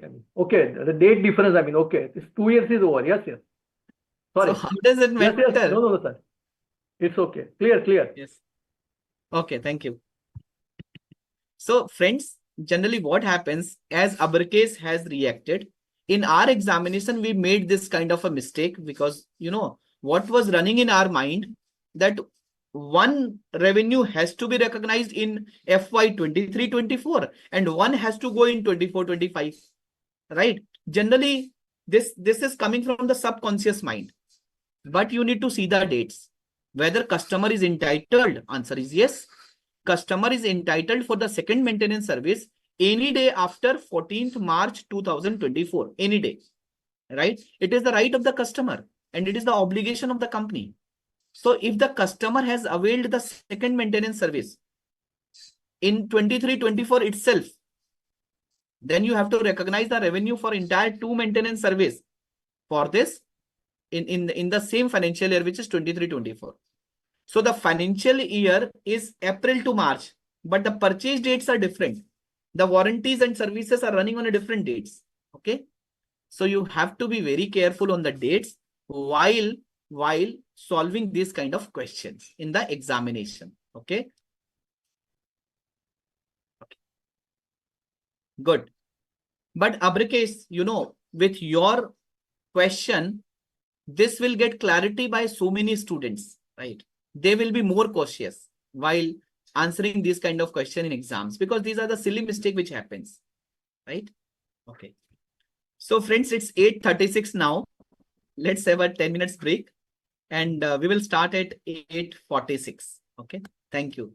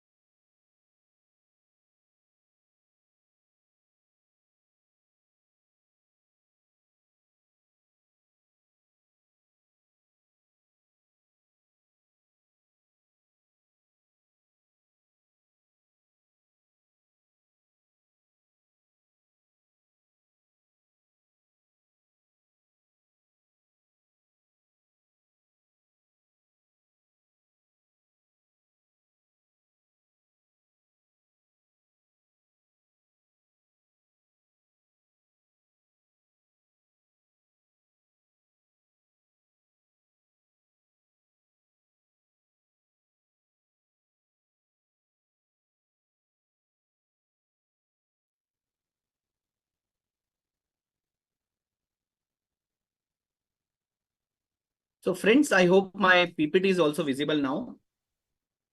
Friends, before break, we discussed 5-step model. Identify the contract with the customer, identify the performance obligation in the contract, determine the transaction price, allocate the transaction price into various performance obligation and why it is needed, so that you can recognize the revenue to the extent of performance obligation satisfied. Then you need to recognize revenue when or as each performance obligation is satisfied, which is at a point in time or over a period of time. Okay. So Ind AS or IFRS is more of a substance-based standard. Whenever you are delivering your promises, whenever you are incurring cost in delivering those promises, you have to recognize revenue only to that extent, only up to that milestone. Okay. This is how this revenue has to be recognized. Okay. So friends, as promised, my performance obligation will be 5 in this standard. And what is my performance obligation? To make you guys understood step number 1, step number 2, step number 3, step number 4, step number 5, right? So now I am going to have a deep dive on step number 1 in terms of explaining the concepts, right? The first step is identify the contract with the customers. So my dear friends, as far as the word contract is concerned, the definition of contract comes from the Indian Contract Act 1872, right? So this Indian Contract Act says that a contract is an agreement between two or more parties which creates enforceable rights and obligation, right? Which creates enforceable right and obligation. Okay. If when Vignesh has gifted that chair to his friend Karthik, and that chair was a kind of a faulty product, that chair was not up to the good quality, that chair was faulty. So due to that faulty chair, can Karthik file a suit? Can Karthik file a suit against Vignesh?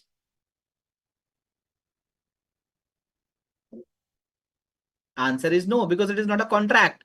It is not a contract, right? Because Vignesh has not charged any money from the delivery of the chair.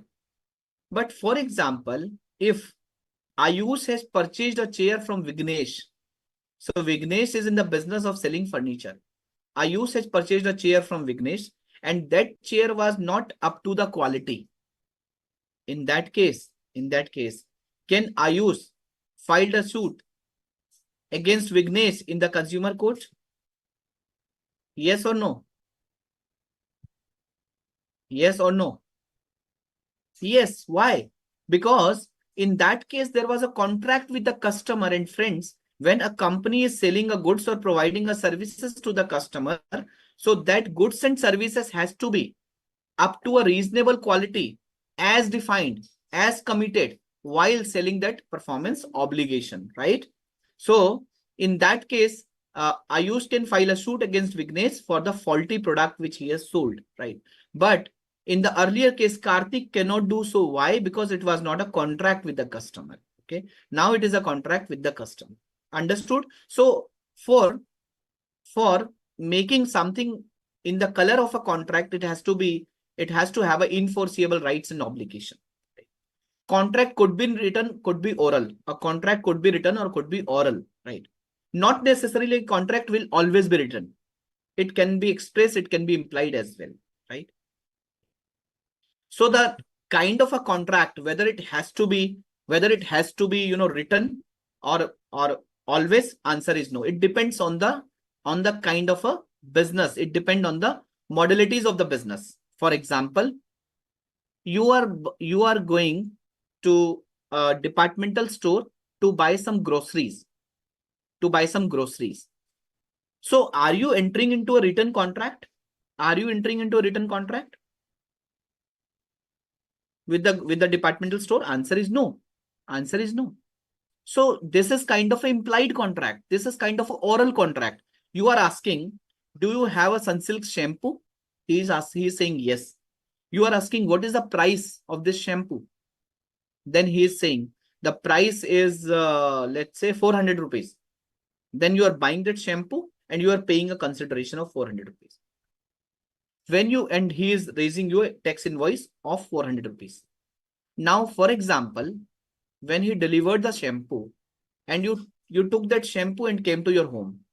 But when you look at that shampoo, you found that, oh, this shampoo has already expired. This shampoo has already expired. So friends, whether that departmental store or shopkeeper is obligated to return that shampoo and give you the fresh shampoo? Answer is yes. This is a contract. This is an enforceable contract, right? This is an implied contract.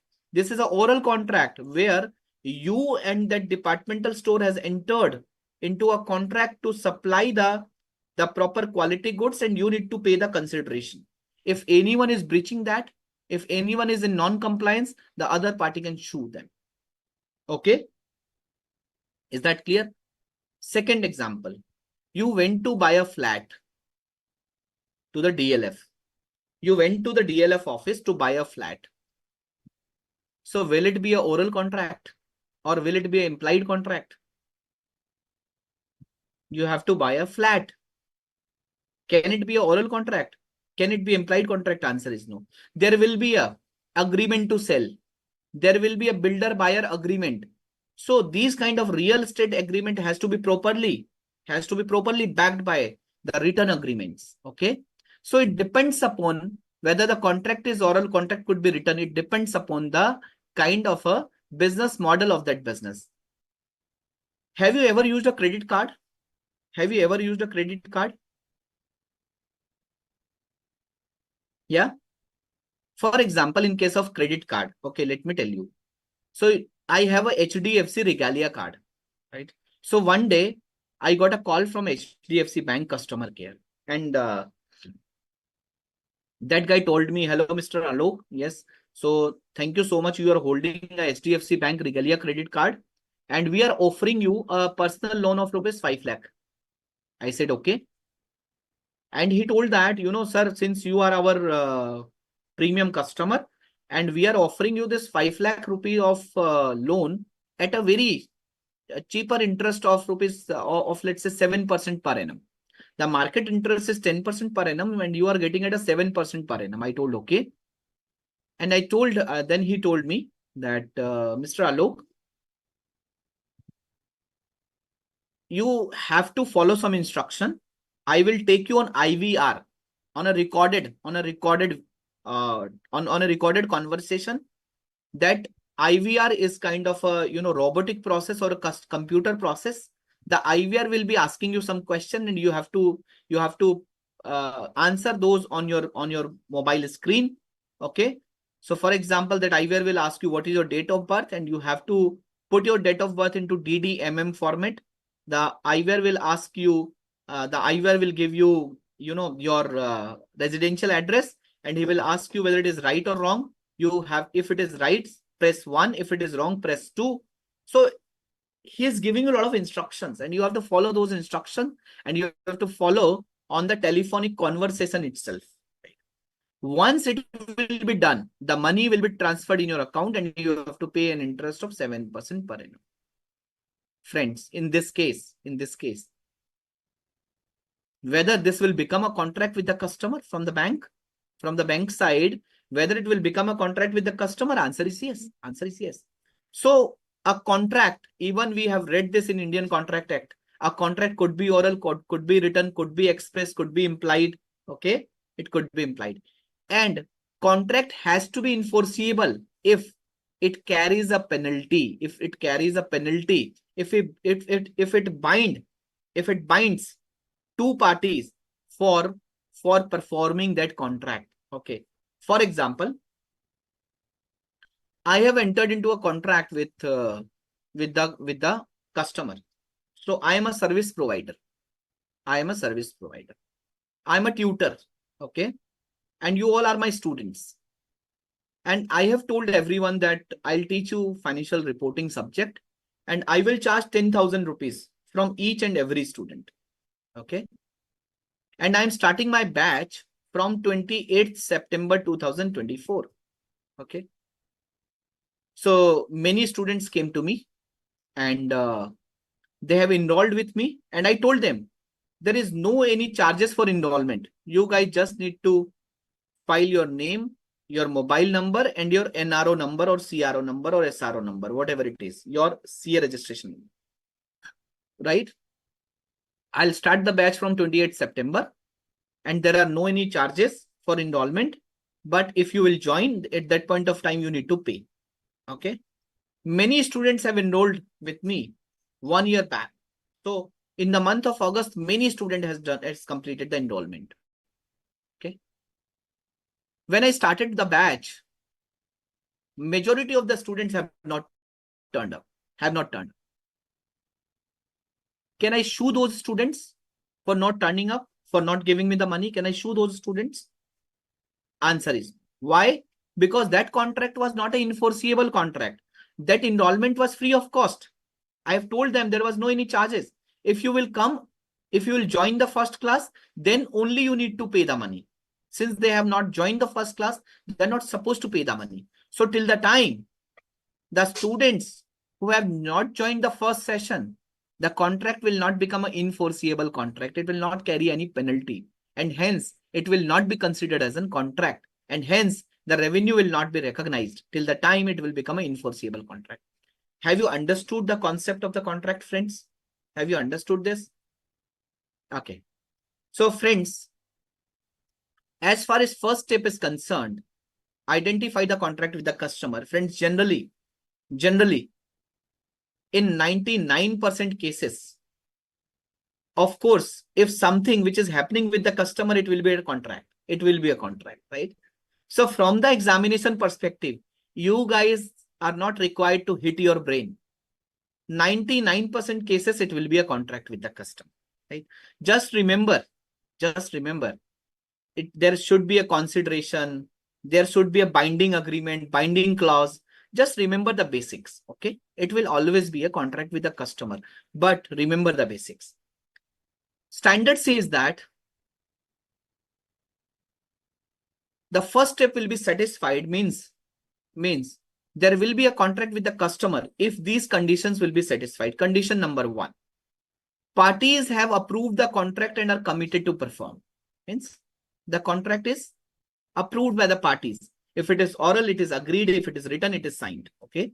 The parties have approved the contract and are committed to perform. Number 2, each party's rights are identifiable. Each party's rights are identifiable. Means as a tutor, my right, my obligation or my right is to receive the money from you after completion of the first session, and my obligation is to teach you. My obligation is to teach you, is to provide you infrastructure, is to provide you chair and tables, right? Is to provide you study materials. And what is your right and obligation? Your right is to receive the lectures. Your right is to understand, and your obligation is to pay the money. So rights and obligations are identified. Each party's payment terms are identifiable. Each party's payment terms are identifiable. That you will pay me the money after completion of the first session. The contract should have a commercial substance. What is meant by commercial substance? The contract should have a commercial substance means it is not like that I am teaching you accounts and you are teaching me auditing. So the contract should have a commercial substance. The contract should have a, however, the contract should have a monetary measurement, right? The risk timing and cash of the services which is getting provided can be measured in the money, and risk and timing should be different, right? It is not like that it is a non-monetary exchanges with a similar line of services or goods. Okay. So contracts should have a commercial substance. Okay. Should have a commercial substance. For example, I am into the business of teaching. So I am teaching students and I am getting a money. So there should be a commercial substance. Okay. It is probable, most important aspect, fifth part. It is probable that the entity will collect the consideration if it is entitled to in exchange it is probable that the entity will collect the consideration it is entitled to in exchange for the transfer of goods and services to the customer. How many of you have remembered that in accounting standard 9, revenue has to be recognized once the collectibility becomes certain? So when the collectibility becomes certain, then revenue has to be recognized. How many of you,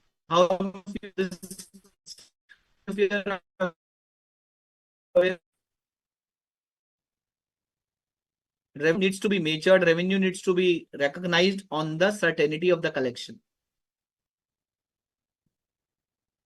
So friends, same way. Friends, same way. You need to recognize the revenue only to the extent it is probable that money will be collected. It is probable that the money will be collected. For example, you are chartered accountant. Okay. Let's say Pooja is a chartered accountant. And Pooja has entered into a contract with the customer. Pooja has entered into a contract with the customer who is an insolvent company. So Pooja has told that I will file 4 GST returns. I will file 4 GST returns in a year and I'll charge 2 lakh rupees. So I'll file the return on a quarterly basis and I'll charge 2 lakh rupees. Pooja, is it a contract with the customer? Answer is yes. You are providing services. He has to pay the money. Pooja, you have completed the first quarter GST return. You have filed the first quarter GST return. Okay. But this customer is insolvent. The customer is into insolvency, right? And you are not expecting that you will collect the money. You are not expecting that you will collect the money.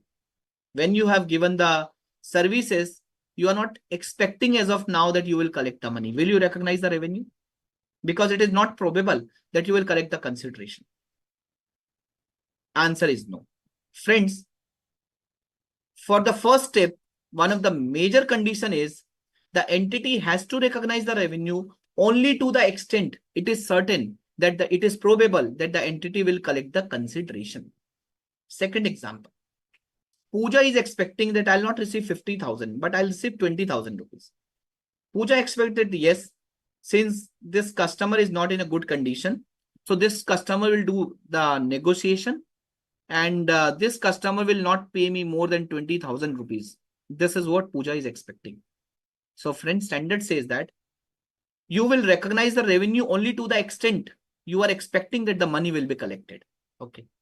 But sir, what happened? Let's say we will recognize 20,000, but after some point of time, the customer will pay me the entire 50,000 rupees. In that case, the another 30,000, will be subsequently recognized. Okay. Subsequently recognized. Okay. So whatever money is probable, that is only accounted for the purpose of accounting. So Ayush and Zinni, you have some question on barter. So just hold your thoughts on barter for some point of time. I will cover that. Okay. So friends, just to cut a long story short, for identifying the contract with the customer, it has to be an enforceable agreement.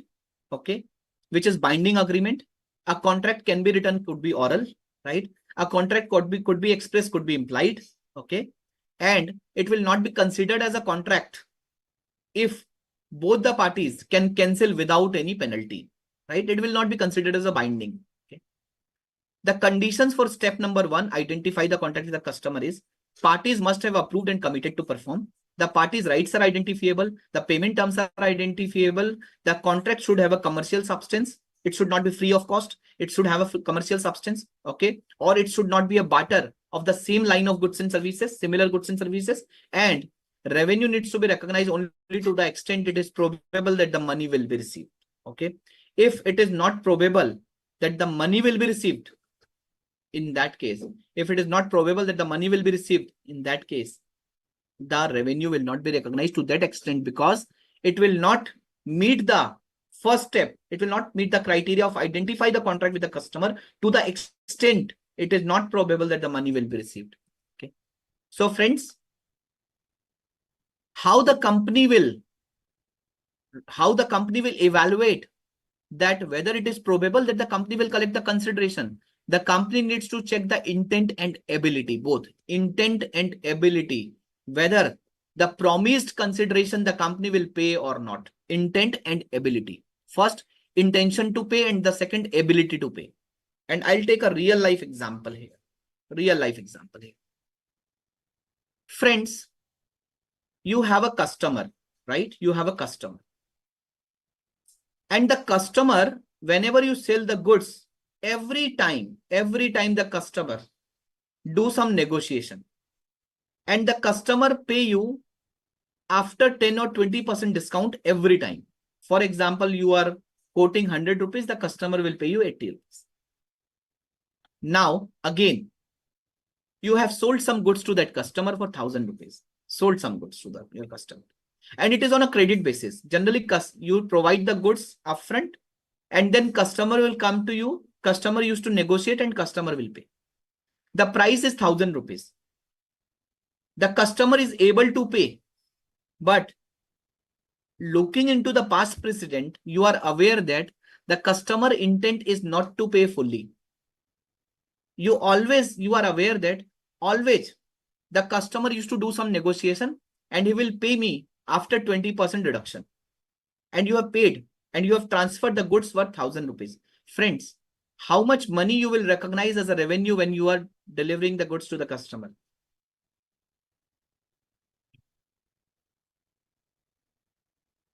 ₹800. You're right. Abrakesh, you're right, Karthik. 800 rupees. Because 800 rupees is the amount which you believe that you will be able to collect from that customer. So you'll recognize 800 rupees as of now. After 1 month, the customer will come. So the customer came and the customer started negotiating, and the final deal price concluded at 850 rupees. So what you will do with 50 rupees? In that case, when it becomes certain that now you receive 850, you will recognize the subsequent revenue for 50 rupees. Is that clear? So friends, let's discuss one example, and then I'll discuss one example from Institute study material also. An entity sells 1000 unit of a prescription drug, means medicine. 1000 unit of a medicine to a customer for a promised consideration of 1 million currency unit. 1 million rupee. This example is there in the Institute study material also. This is the entity's first sale to a customer in a new region, experiencing significant economic difficulty, and the entity expects that it will not be able to collect the full amount of the promised consideration. Okay.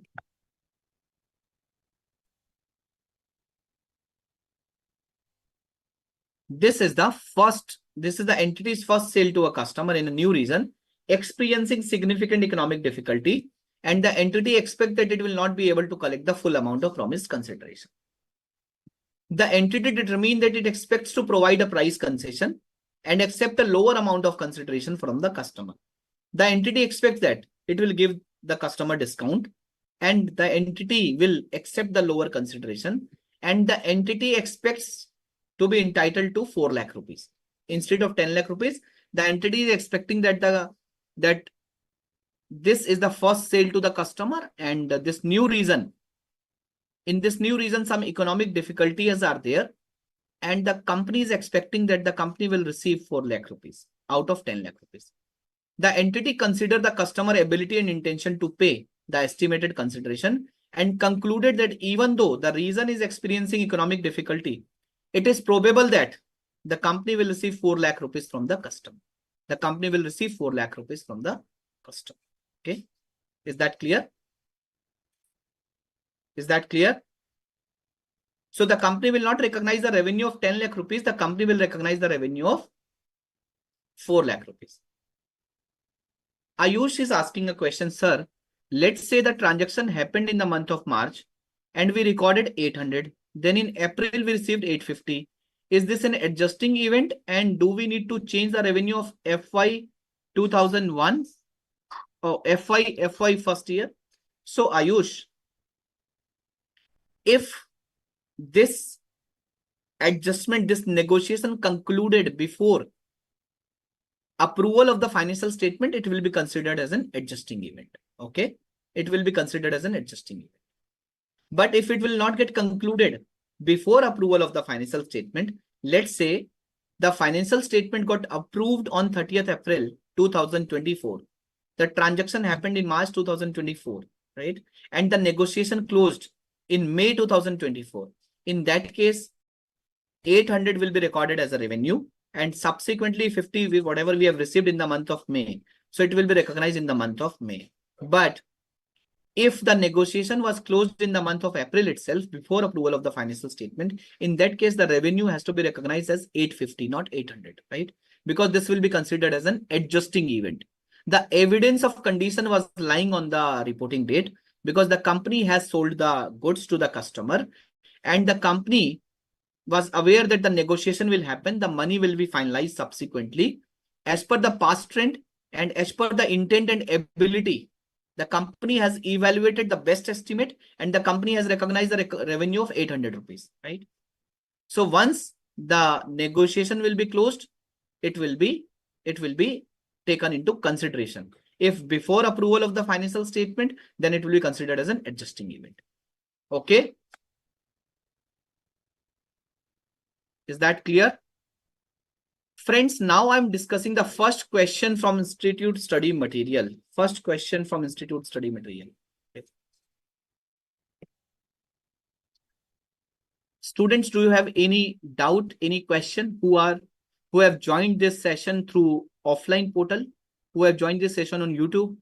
Do you have any problem, any doubt?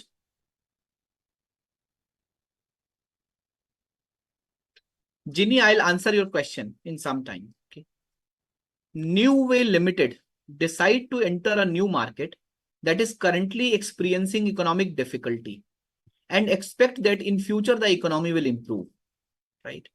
So this company wants to enter into a new market. When you enter into new market, you will have some experience in future, okay? You will gain experience.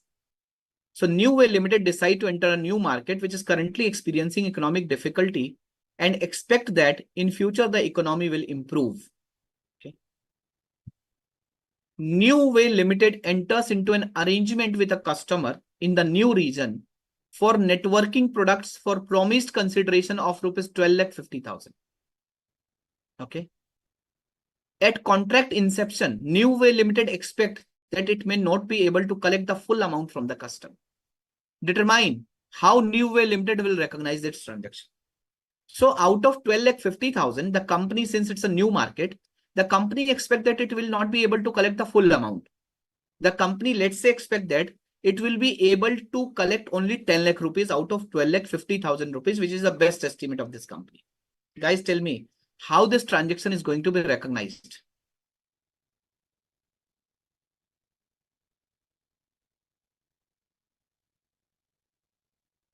Tell me how this transaction is going to be recognized. Of course, 10 lakh rupees.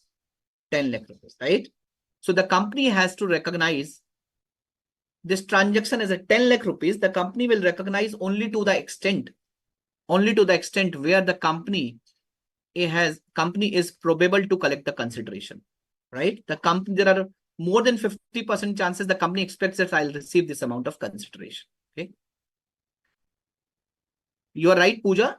It has to be recognized only when it is certain. Till then, it will continue to reassess. Okay. Sir, let's say the company has recognized the revenue in the last year because the company was expecting that the company will receive the money. And it was a credit sale. But now, in the current financial year, the customer become bankrupt. The customer become bankrupt. Okay. The customer become insolvent. The customer become insolvent. Whether the company will reverse the revenue. The company has already recorded the revenue in the last year because at the time of transferring the performance obligation, the company was expecting that the company will receive the money and hence company will recognize the revenue. But now the entire money is bad debt.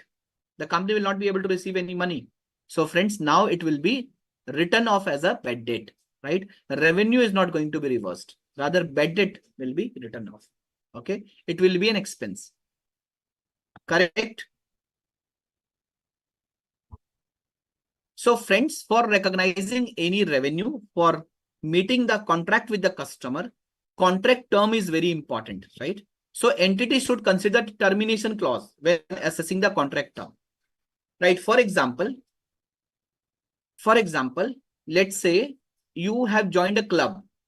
Okay, club membership. So you have to pay a monthly membership to a club, and this agreement is for 1 year. But after 6 months, so once you join that club, you have to pay for a minimum term of 6 months. But after 6 months, you can breach the contract, you can terminate the contract without any penalty. Tell me, what is the contractual term in this case? What is the contractual term in this case? Tell me. What is the term for which the parties have a enforceable right to perform? 6 months. So the foreseeable right to perform is 6 months. Okay. So friends, the contract with the customer lies for a foreseeable contract term, right? So standard has given you guidance regarding the contract term. Contract term is a term where the party will bear the penalty if any of the party will breach the contract, right? If in a term where the parties can terminate the contract without any penalty, in that case, it will not be considered as a contractual term. Okay. I hope it is clear. Service provider enters into a contract with a customer to provide monthly services for a 3-year period. Each party can terminate the contract at the end of any month for any reason without compensating the other party. That is, there is no penalty for terminating the early contract. What is the contract term for the purpose of applying the revenue standard? Tell me. So the service provider has to provide services to the customer for 3 years, right? And in 3 years, each party can terminate the contract at any point of time. So tell me, what is the period of this contract? This contract does not having any contractual period. This contract should be treated as a month-to-month period, monthly period. So 1 month, the entity has provided the service, the customer has availed the service, 1 month revenue needs to be recognized. Second month revenue needs to be recognized once entity has provided the service, the customer has availed the service. So it is a monthly contract. There is no contractual period. There is no contractual period where the parties have an enforceable rights and obligations. Okay. Is that clear? Now, illustration number 2 from Institute Study Material. Illustration number 2 from Institute Study Material. Okay. Illustration number 2.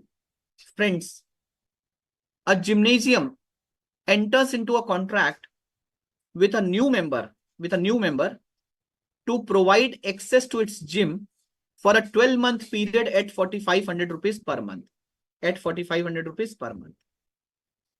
The member can cancel his or her membership without penalty after 3 months.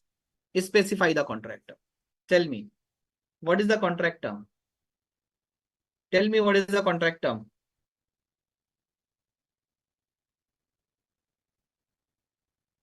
What is the contract term in this case?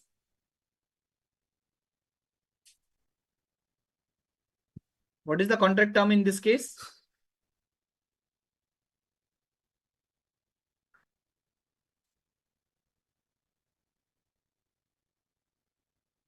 The contract term is, of course, 3 months. 3 months is the term on which there is an enforceable right to perform the contract, right? So enforceable rights and obligation is for 3 months. Correct? Illustration number 3. Contractor P enters into a manufacturing contract to produce 100 specialized CCTV cameras for customer Q for a fixed price of 1,000 rupees per sensor. Customer Q can cancel the contract without a penalty. After receiving 10 CCTV cameras, specify the contracted units. Tell me the units for which both the parties have an enforceable rights and obligation. Is it 100 or is it 10? Again, think about this. Is it 100 or is it 10? It is 10 unit. P determines that because there is no substantive compensation amount payable by Q on termination of the contract, that is no termination penalty in the contract, right? Okay. And hence, this provides Q an option to purchase additional 90 CCTV cameras, right? So it's provide an option. Q may purchase, Q may not purchase, right? And hence the contracted unit is only 10 unit. Contracted unit is 10 unit. Is that clear? Is that clear, friends? Friends, I want to give you some guidance also. This standard is a very lengthy standard, very detailed standard. Okay, very lengthy standard. So, lot of theory is given in this standard, right? And this kind of theory will not ask in exam. For example, what is in the scope of this standard? You guys need to remember, okay, that all the revenue from contract with the customer comes under the purview of Ind AS 115, except leasing contract, insurance contract, except that barter exchanges, non-monetary exchanges in a similar line of a business, your financial instrument contract, right? So you have to remember these aspects. Number two, for recognition of a revenue, there is a 5-step model which is required to be followed. Identify the contract with the customer, determine the performance obligation, determine the transaction price, allocate the transaction price, recognize the revenue at a point in time or over a period of time. Then, for identification of the contract with the customer, of course, the contract has to be enforceable. Means if any party breach the contract, terminate the contract, that party is subject to penalty. Number two, the contract has to be agreed, approved, rights and obligation needs to be identified, payment terms needs to be identified, there should be a commercial substance of this transaction, right? And the entity will recognize the revenue only to the extent it is probable to collect the consideration, right? For example, the entity has provided the goods and services, and entity does not expect any money. The entity should not recognize any revenue till the time certainty will be there. The entity only expects that I will be able to receive 75% consideration. The entity has to recognize 75% revenue. 25% will be recognized when the certainty will be there. Okay. So friends, to meet this first step, identify the contract with the customer, we understood that as far as contract with the customer, only that contract needs to be taken into consideration, which is enforceable.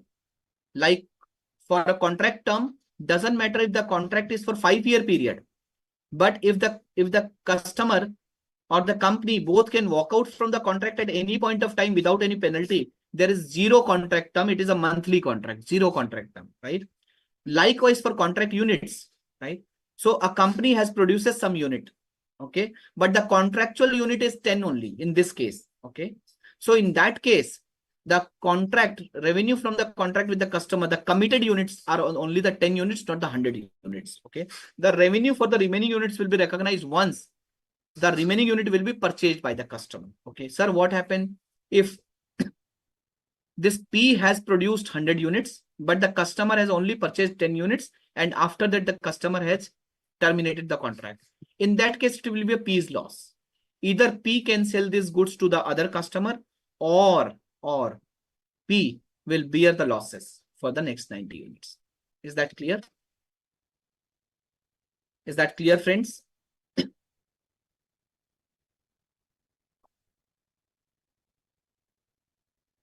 Friends, now once it is identified as a contract with the customer, now it has entered into the premise of Ind AS 115. So thank you, Ginny. Thanks for this wonderful feedback. Ginny has written, sir, since start of this lecture, You have made our morning happy. Thank you, sir, for this wonderful teaching. Thank you, Ginny. So I love this feedback, and you have made my morning also. Okay. So friends, once the contract is decided, yes, it is a revenue from contract with the customer. Now the question comes, if the company, service provider, the seller, right, is entering into a multiple contract with the customer, whether those multiple contracts can be combined, means whether every contract can be looked as a single contract or whether multiple contracts can be combined. Okay. Sir, what do you mean by this? So I'll discuss with the help of an example. Okay. First of all, let's discuss the concept. Okay. Combining contracts, whether the contract, multiple contract can be combined or every contract has to be recognized as a separate contract. Are the contracts entered into at or near the same time with the same customer or related parties of the customer? First question. When multiple contracts could be combined? The first question. Whether contracts are entered into or at the same time. For example, today, Ginny called me and she told that, sir, I want to learn accounts from you. I want to have a classes of accounts, financial reporting from you. Okay. I told, okay, Ginny. So my fees is 10,000 rupees. I'm just taking a hypothetical example. And I also told Ginny that, Ginny, I am also teaching auditing. Right. Same day, Ginny came to me for the purpose of financial reporting. I told her that I want to, so I'm also teaching auditing. She told me, okay, sir, what is your fees for auditing? I told her that, Ginny, I'll charge, if you will take the coaching of financial reporting and auditing both, I'll charge 15,000 rupees combined. I'll charge 15,000 rupees combined. Okay. But if you only want to take the classes for financial reporting, the fee is 10,000. And if after 1 month you want to decide, if you will decide that I want to take the coaching of auditing also, in that case, I'll charge 8,000 rupees. I'll charge 8,000 rupees. Okay. So what is the total amount? It is 18,000. But if the customer will avail the entire package today, it will be charged at a 15,000 rupees. Correct. Understood? You have understood the example. So question number 1, whether contracts are entered, whether both the contracts are entered into the same time with the same customer or the related party of the customer. In this case, whether the accounting and auditing, both the contract have been entered into the same time, at the same time. Yes, same day. Even not same time, same day, right? And with the same customer, answer is yes, the student is same. If the answer is no, Ginny came to me today for accounting and after 1 month, she will come to me for auditing. So no, it is not at the same time or nearly the same time. So then the accounting and auditing contract is a separate contract. But if the contracts, multiple contracts are entered into the same time with the same party, in that case, you have to ask some question. If the answer is yes, then you will combine both the contract and consider the entire performance obligation as a single performance obligation or single package, right? If the answer of any of the 3 questions will be yes. If answer of any of the 3 questions will be yes. So in this case, yes, I am selling financial reporting and auditing lecture to Ginny. This is one customer and both the contract are at the same time. Are one or more of the following criteria met? Are one or more of the following criteria met? So I need to ask 3 questions to conclude whether the accounting and auditing are the single contract or accounting and auditing contracts can be combined. Question number 1, contract are negotiated as a single commercial package. Yes or no? What is the answer of question number 1 in this case? I need answer from at least 10 students. What is the answer of question number 1? Whether the contracts are negotiated as a single commercial package. Anila, Zini, Dhanya. 3 students have given me the answer and they have said yes. What about others? Ayush is saying yes, 15,000 for both. Abrikes is saying yes. Vignesh is also saying yes. Nisha is saying yes. Pooja is saying yes. And Rajat is also saying yes. Okay. Rajat, Rahul, Nilesh. Okay, everyone has told yes. Absolutely, you guys are right. So friends, this contract, both the contract are with the same party and entered into at the same time period, same day, and with the same party and negotiated as a single commercial package. So both the contract will be combined and considered as a single contract. Okay. If answer would be no, if, then second question. Consideration in one contract depends on the other contract. Consideration in one contract is depend on the other contract, right? So if you will conclude the auditing today, then the entire package cost is 15,000. Otherwise, it is 10,000 for FR, 8,000 for auditing, right? So consideration in one contract is also depending on the other contract. Third question, if the answer is yes, then both the contracts can be combined. Third question, whether goods or services are single performance obligation. Whether goods or services are single performance obligation. If answer is yes, it will be a single contract. But in my case, I am teaching accounting and teaching auditing. There are two separate performance obligations, right?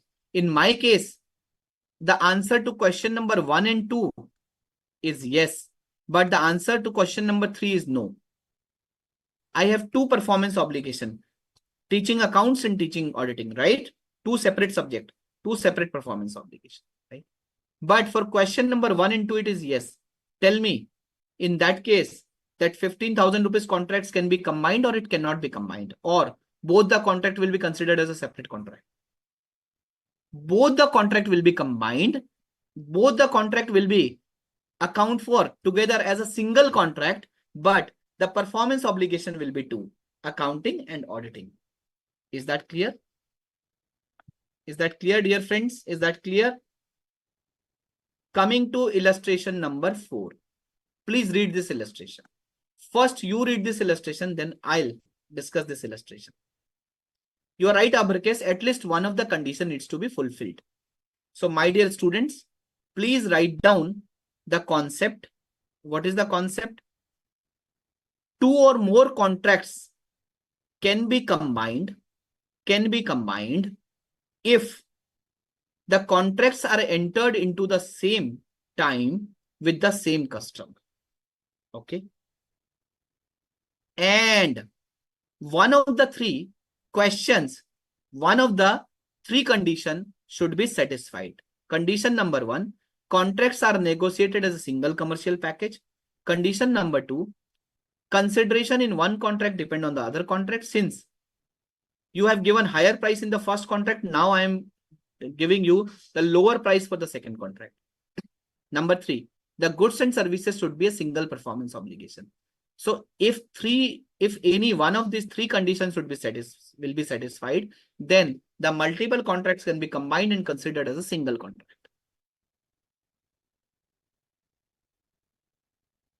Manufacturer of airplanes for the Air Force negotiates a contract to design and manufacture new fighter planes for a Kashmir Air Base. At the same meeting, the manufacturer enters into a separate contract to supply parts for existing planes at other bases. So friends, there is a manufacturer of airplane, right, for the Air Force. There was a negotiation going on for a contract to design and manufacture new fighter plane. So for what negotiation is going on? The negotiation is going on for a new fighter plane. Okay.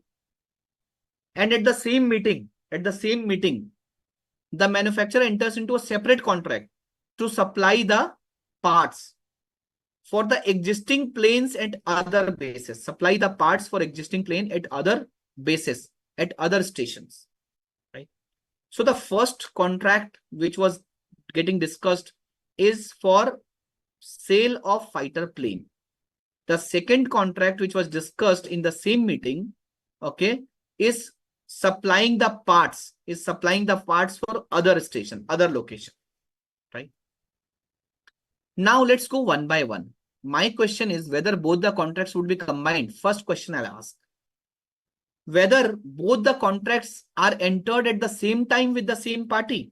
Whether both the contracts are entered at the same time with the same party. Yes or no? Yes, same time, same party, both are yes. Question number two.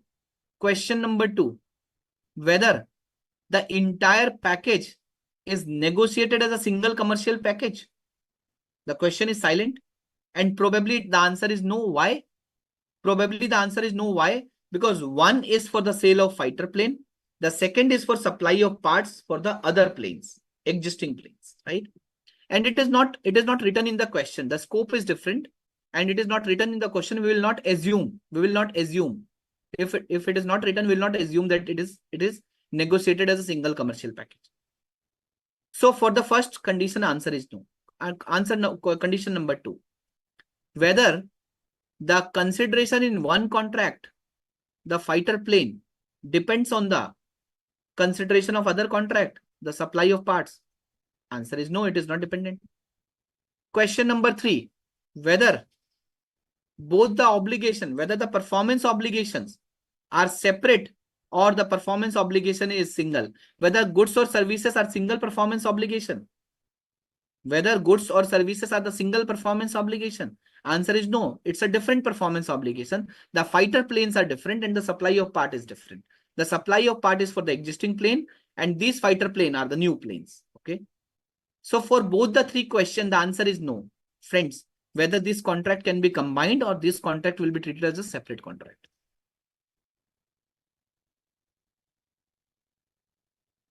This will be treated as a separate contract. Okay. Is that clear? Question number 5. Illustration number 5 of ICAI study material. Software company S enters into a contract to license its customer relationship management software to customer B. Software company has entered into a contract with the company B, customer B. And what is the contract? To license its customer relationship management software. After 3 days later, in a separate contract, S agrees to provide consulting services to significantly customize the licensed software to function in B's IT environment. So friends,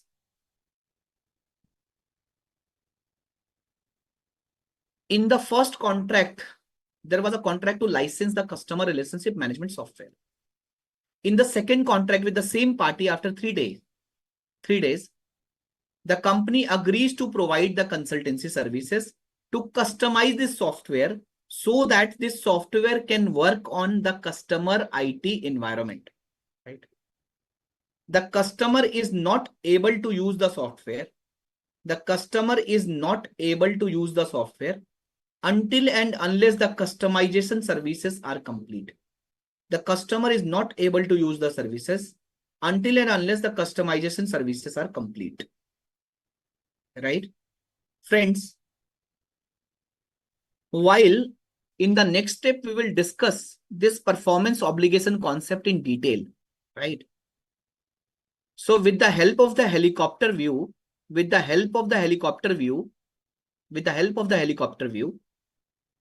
have discussed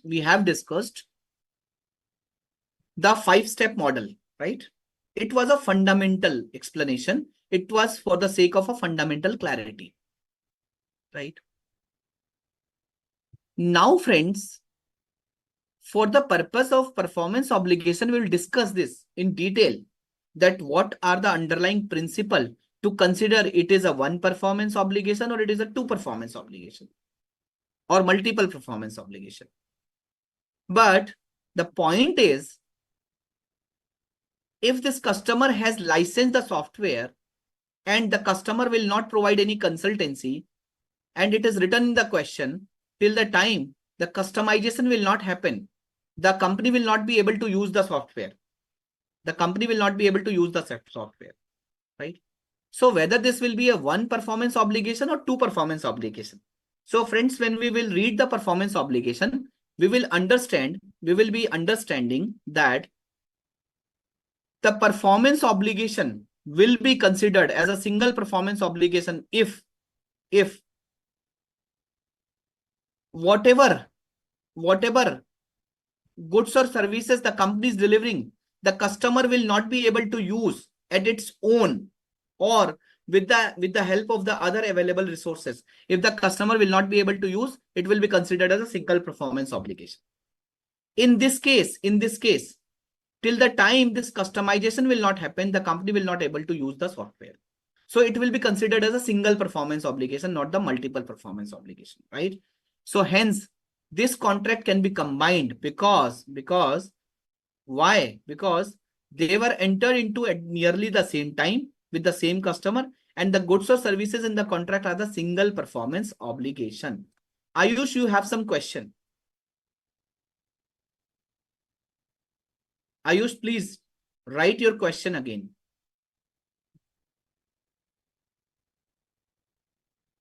Sir, if in airplane example, if the company is providing discount on parts of planes because of the first contract, then will these contracts be accounted as one? Answer is yes. Answer is yes. So if the price in one contract is depending on the other contract or influencing the other contract, it is kind of a negotiation as a single commercial package. In that case, contract is one single contract, but performance obligation are two. Guys, don't get confused between the contract and the performance obligation. Is it a single contract or multiple contract? It is a single contract for the accounting purposes. But the performance obligation is two, which is fighter plane and the supply of parts. Okay, from the perspective of the seller. So friends, we have discussed illustration number 5 also. You have understood the illustration number 5 as well. And I hope you guys are able to get it clear with the help of so many examples and illustration which I'm covering, right? Just wait for a minute. Is that clear? Friends, we have understood the combination of a contract, whether it is a separate contract or it is a multiple or it is a combined contract. Now, friends, we will discuss the concept of contract modification in the first step. Contract modification. Let's say if the contract is modified, then how accounting has to happen. Whether the new contract will be considered whether the modification will be considered as a new contract or as a separate contract, or the modification will be considered as a part of original contract, right? So friends, if there is a modification, what is meant by modification? A modification of a contract means a change in the scope of a contract, right? Or change in the price of a contract which is approved by the parties. For example, Ayush is a customer. Ayush has contracted with Samsung to buy 100 refrigerator. Okay. And it is a contractual agreement. So Ayush has to buy 100 refrigerator. Till the time Samsung has supplied 160 refrigerator. Now the remaining refrigerator are 40 only. Ayush has ordered another 50 refrigerator. Another 50. Right? So there is a change in the scope. Right? And these 50 refrigerators, which Ayush has subsequently ordered, the first contract has not yet fulfilled completely. The first contract was for 100 units. 60 units have been delivered. 40 units are yet to deliver. The 40 units are yet to deliver. But again, Ayush has given an order for 50 units subsequently. 50 units subsequently. Friends, and these 50 units are ordered at a market price. Market price मतलब उस time पे जो भी price था वो 50 का company ने, Samsung ने उतना ही प्राइस चार्ज किया. Friends, whether this will be considered as a modification in the existing contract or whether for 50 units it will be considered as a fresh contract or a separate contract or a new contract. What is your view? Yes, you are right, Abrikesh. For this 50 contract, you are right, Dev. What about others? What about others? Separate. You are right, Pooja, separate contract. So for this 50 unit, it will be considered as a separate contract, new contract, fresh contract. Why? Because the goods and services which are promised, the goods and services which has been increased in the scope, right? It is commensurating with the market price of those goods and services. So the quantity of the goods and services is in line with the price of goods and services at that point of time. जो भी price था उस पे हुआ, means it is more like a fresh contract. Sir थोड़ा और समझाइए sir, समझ नहीं आया कि सर क्या फर्क पड़ेगा if it is a modification of existing contract और if it is a separate contract. Sir फर्क क्या पड़ेगा? Let me explain you with the help of an example, right, so that you will get it clear. You will get it clear. So let me discuss the concept of contract modification. Okay. So contract modification. Contract modification. Friends, I'm giving you case 1. If the scope increased by way of adding goods and services, which is different from earlier ones, means वो 100 air condition अलग है, 100 refrigerator अलग है, 50 refrigerator और add हो गए. And price is also increased on the basis of fair value, market value, or standalone selling price of the additional goods and services. In this case, consider the modification as a new contract, which we have seen just now, right? For example, initial contract. And your entire concepts are clear after completion of this example. Let's say I am in the business of teaching Ind AS, okay? So I have contracted with a company. Company told that, sir, please provide us the training on Ind AS. Please provide us the training to all our staff on Ind AS, finance staff. So I told, okay, I will take 10 classes. Okay. And I will charge 20,000 rupees per class. I will charge 20,000 rupees per class. So what is the total amount which I'm going to charge? What is the total amount which I'm going to charge? Number of classes. What is the amount which I'm going to charge? 10 multiplied by 20,000. 2 lakh rupees I'm going to charge. Okay. This initial contract I have entered, initial contract entered on 1st February. I have to take one class every Saturday. One class every Saturday, right? Till 31st March, total 8 classes were taken. How much revenue will be recognized till 31st March? Tell me, how much revenue will be recognized till 31st March? How much revenue will be recognized till 31st March? 16,000, 1,60,000, right? So number of classes taken, number of classes 8 taken, 20,000, total revenue recognized 1,60,000. Okay. in the month of March itself, in the month of March itself, in the month of March itself, right? In the month of March itself,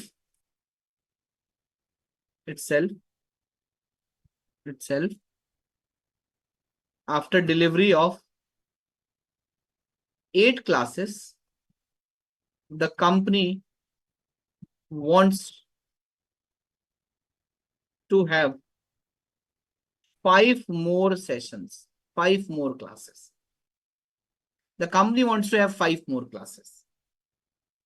The market rate of such training at that point of time, become 25,000 rupees per session. Okay. In the market, the rate has been increased. In the market, the rate has been increased. In the market, the rate has been increased. And now for the 5 sessions, the rate is 25,000 rupees per session. Okay. Now the question is, for this 5 session, will it be a separate contract or will it be a modification of existing contract? Whether it will be a modification of existing contract or the 5 classes will be a new contract. So friends, this will be a new contract. This will be a, so answer is analysis.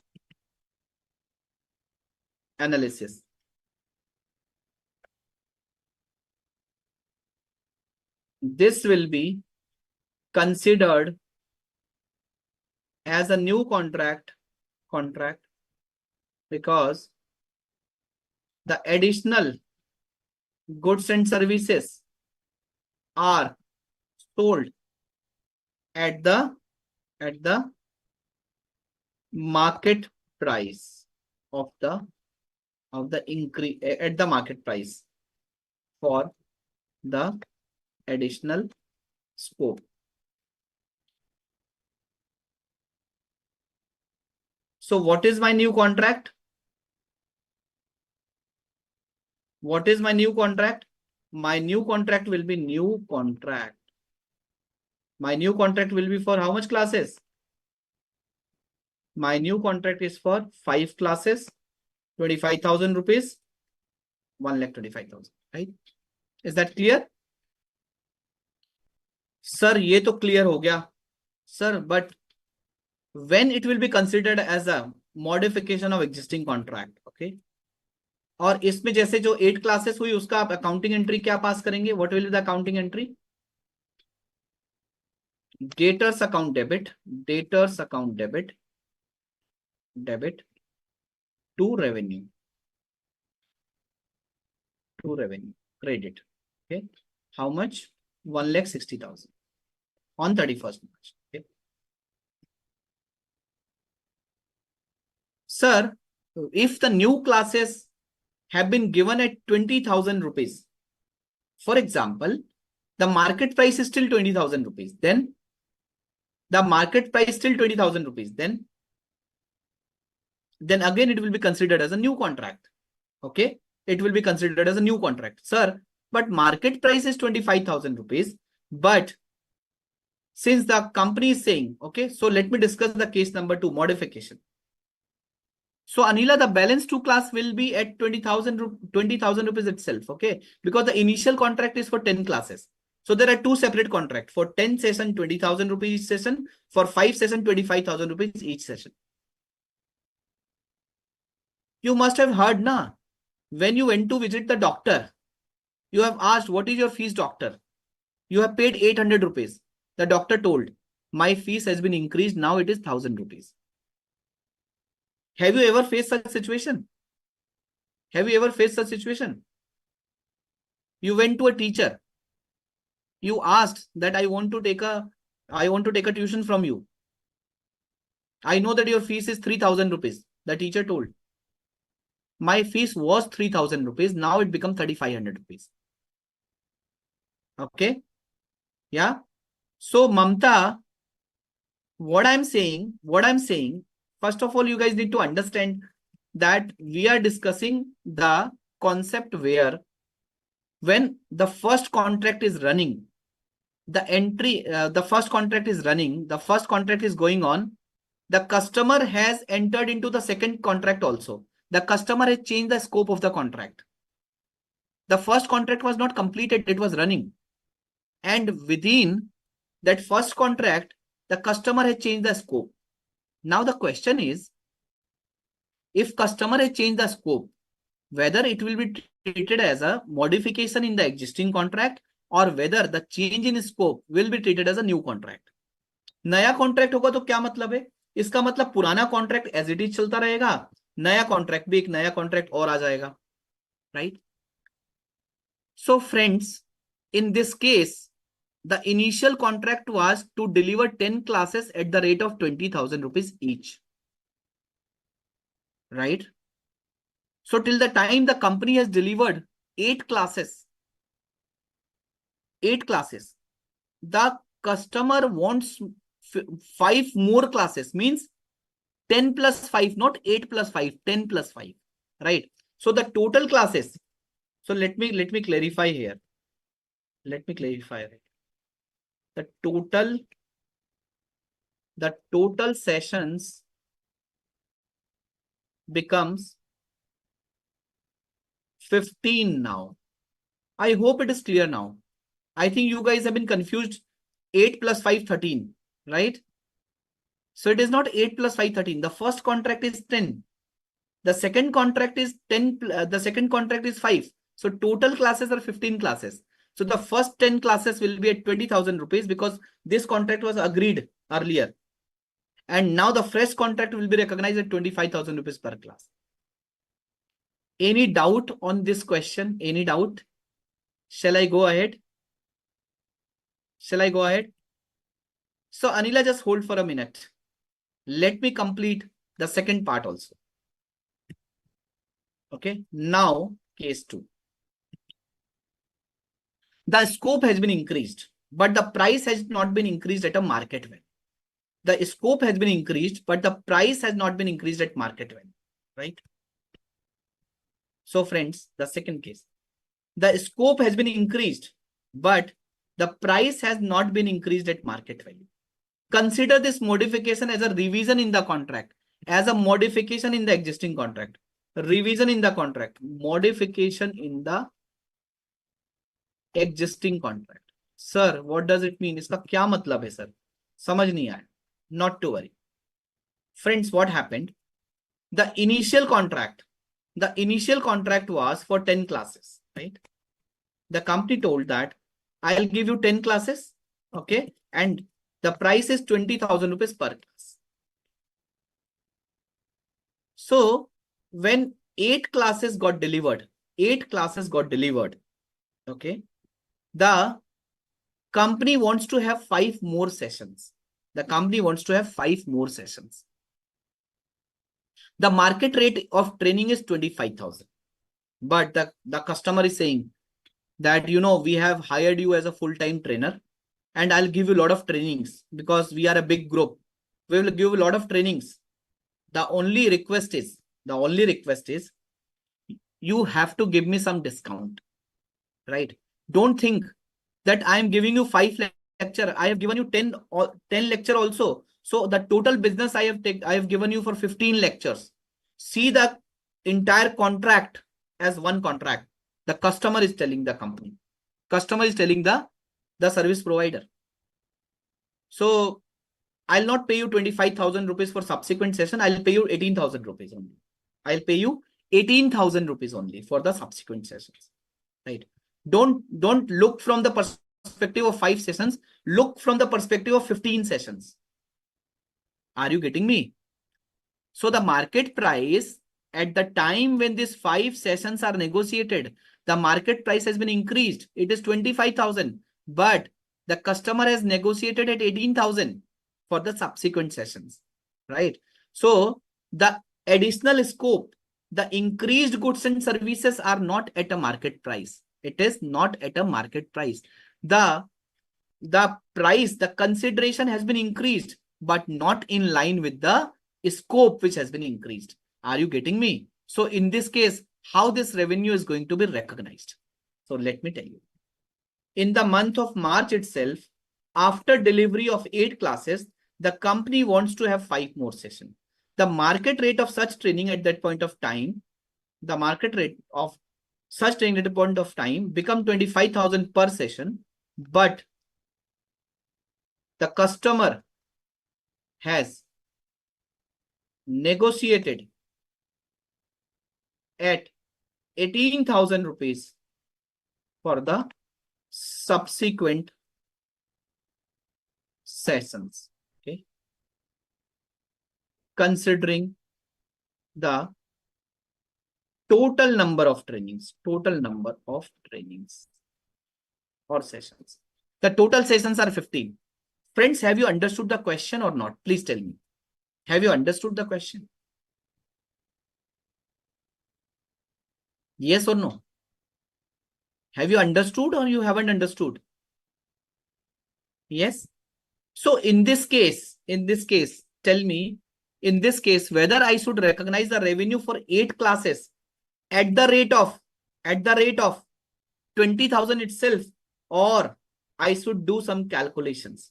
Friends, in this case, this will be considered as a modification in the existing contract.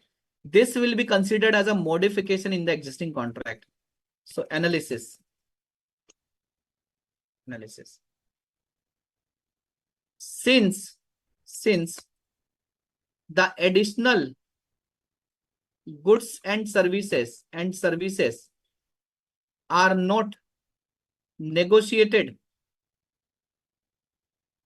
at a market price, hence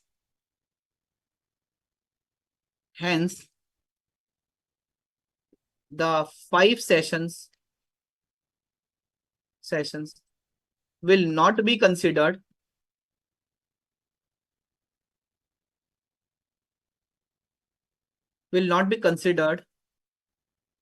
as a separate contract. Rather, this will be considered as a modification in the existing contract. Okay, existing contract. So how you will recognize the revenue for 8 sessions? How you will recognize the revenue for 8 sessions? So you have to estimate, you have to compute the revised total consideration. Compute the revised total consideration, right? Since it becomes a single contract. So what is your revised total consideration? 10 sessions. 5 sessions. Tell me what is the total consideration? 10 sessions, 5 sessions total.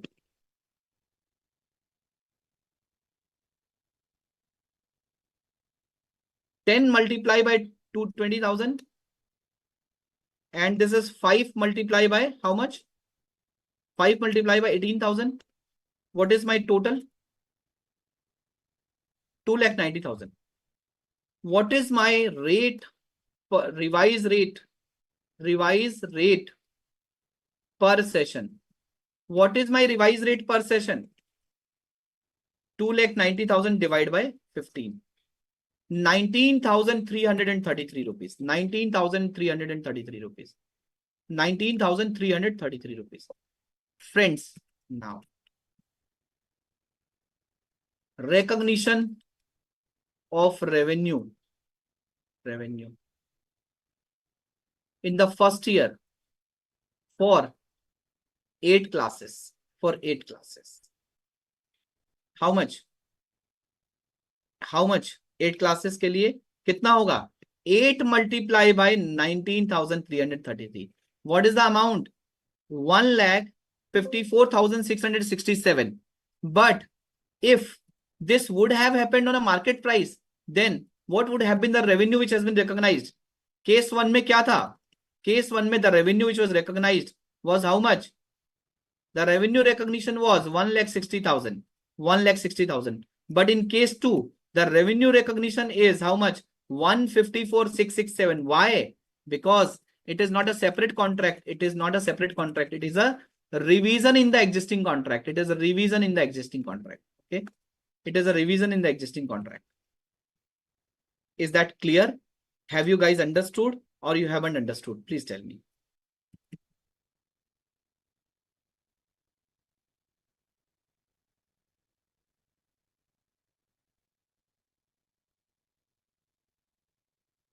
Sir,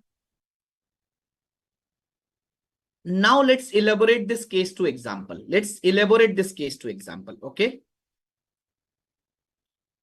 Let's elaborate this case to example. For example, the company has delivered 8 sessions in the last year. And closed the books of accounts.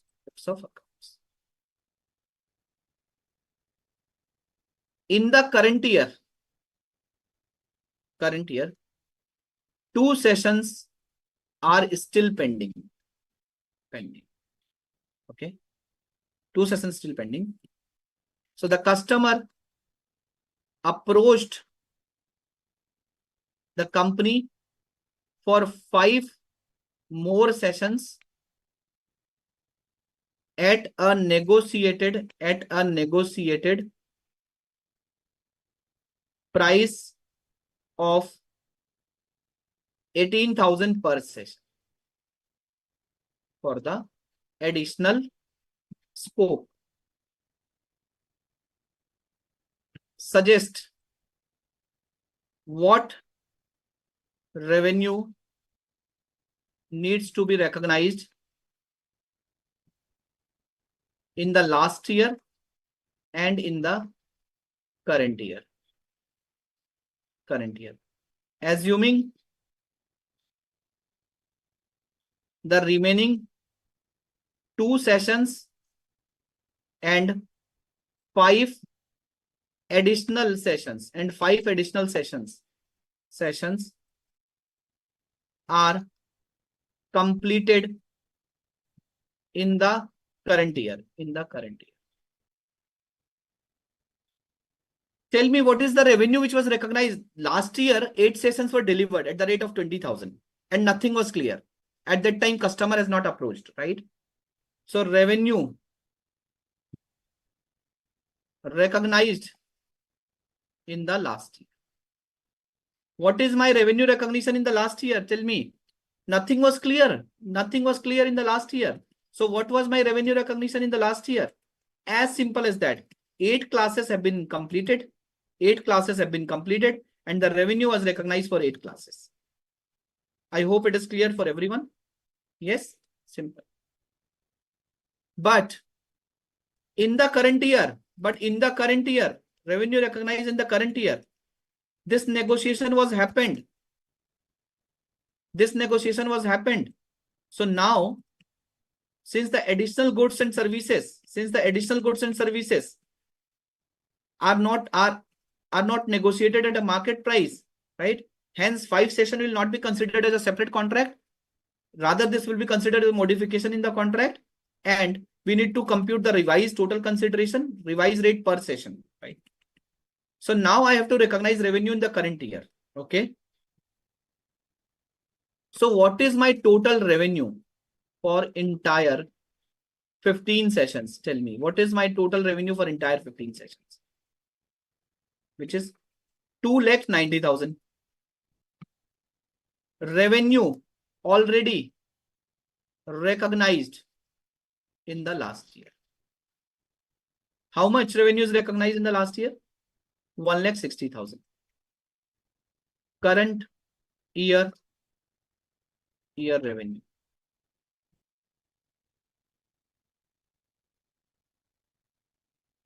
I hope you guys have got your answer. right? Sir, what happens if the books of accounts have been closed? Whether we will reverse the revenue of earlier year? Answer is no. It will be prospective. It will be prospective. Okay. It will be prospective. The balance revenue is going to be recognized. Okay. So friends, revision in existing contract happens in two manner. Updating the existing contract and take the revised impact, or terminate the earlier contract and consider the revised contract as a new contract. So revision can happen in two manner. Okay. Revision कैसे हो सकती है? Modification कैसे हो सकती है? You are modifying, you are updating the existing contract. You are taking the revised impact. जैसे अभी मैंने लिया. दूसरा क्या हो सकता है? The company can terminate the old contract and the company can consider the revised contract as a new contract. मतलब कंपनी कहती पुराना कॉन्ट्रैक्ट कैंसिल कर दो. अब आज से, for example, the company will say that I have delivered you 8 classes, let it be at 1,60,000. Okay. Now for the remaining 2 classes plus 5 classes, for 7 classes, let's make a fresh contract. Okay. In that case, the scenario would be different. So modification, revision may happen in two scenarios. Number one, when you are updating your existing contract. Number two, you are terminating the old contract and entering the new contract. Understood? Is that clear? So friends, what is meant by contract modification? A contract can be modified if there is a change in the scope resulting into the change in the price.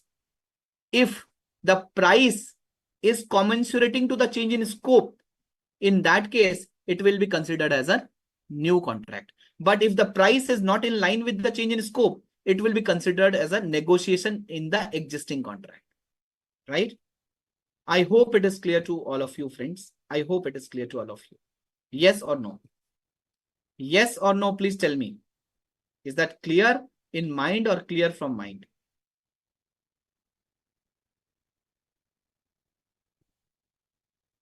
Clear in mind? Okay. So let's discuss two illustrations quickly, right? Let's discuss two illustrations quickly. Then I'll discuss your questions. Illustration number 7 from Institute Study Material. An entity promises to sell 120 products to a customer for rupees 1,20,000. 1,000 rupees per product, right? 120 product, 1,20,000. The product are transferred to the customer over a 6-month period. This 120 product has to be sold over a 6-month period. The entity transfer control of each product at a point in time. So every refrigerator is a single refrigerator. After the entity has transferred control of 60 products to the customer, the contract is modified to require the delivery of an additional 30 products, a total of 150 identical products. You remember I have taken an example also. So there are 120 refrigerators. The company has ordered, the customer has ordered. The company has delivered 60 refrigerators. The 60 are still pending, right? 60 are still pending. So the customer has ordered another 30 products, another 30. Okay. So now the total order become 150 and yet to deliver is 60 in the existing, 30 in the new. The contract is modified to require the delivery of an additional 30 product to the customer at a price of 950 per product, which is the standalone selling price of such additional product at the time of placing this additional order. So when this additional order was placed, the price has decreased from 1,000, it become 950. For the original 150, existing 120 product, the price is 1,000. For additional 30, the price is 950. It is not a discount. Actually, the price has been decreased. The additional 30 products were not included in the initial contract. Of course, it's an additional contract. It's an additional scope. It is assumed that the additional products are contracted for a price which reflects the standalone selling price, fair value. Determine the accounting for the modified contract. My question is whether this 30 product order is a new contract or it is a modification of existing contract. It is a new contract or a modification of existing contract. It is a new contract. It is at a market price. New contract. Okay. So whenever you sell 30 product, you will account for on at the rate of 950 rupees.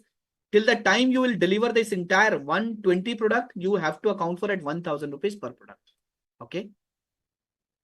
So when the contract is modified, the price of the contract modification for the additional 30 product is additional 28,500, which is 950 per product. The pricing for the additional product reflect the fair value of the product at the time the contract is modified. Okay. And the additional product are different from the original product. Means the initial refrigerator are different. This refrigerator is different. Separate. Accordingly, the contract modification for the additional 30 product is in effect a new and a separate contract for future product, which does not affect the accounting for existing contract. Right? Clear? Let's discuss illustration number 8 also. Illustration number 8 also. On 1st April 2001, KLC Limited enters into a contract with Mr. K to provide a machine for rupees 2.5 million. 1 year maintenance, 1 year maintenance also, 1 year maintenance also for 1 year maintenance for 55,000 rupees per month. 1 year maintenance for 55,000 per month. On 1st October means after 6 months, KLC Limited and Mr. K agree to modify the contract to reduce the amount of services from 55,000 rupees per month to 45,000 rupees per month. Right? So there are two performance obligations. One, sale of machine. Number two, sale of services. And it is a monthly service, monthly maintenance service, right? The amount was 55,000 per month. Subsequently, it was reduced to 45,000 rupees per month. Of course, the obligations are different. Correct. So every month, the maintenance service is going to be provided. AMC service is there. So every month, the service is a new service. Means आप उस महीने की service दोगे. अगर एक महीना चला गया और कस्टमर ने सर्विस अवेल नहीं की, तो उस महीने की कस्टमर दोबारा सर्विस अवेल नहीं कर सकता. Is that clear? Determine the effect of change in the contract. So friends, first of all, for this 22.5 million to 25 lakh, the machine has been delivered, the revenue has been recognized. Nothing, no change. Okay. What is the total consideration as per the existing contract?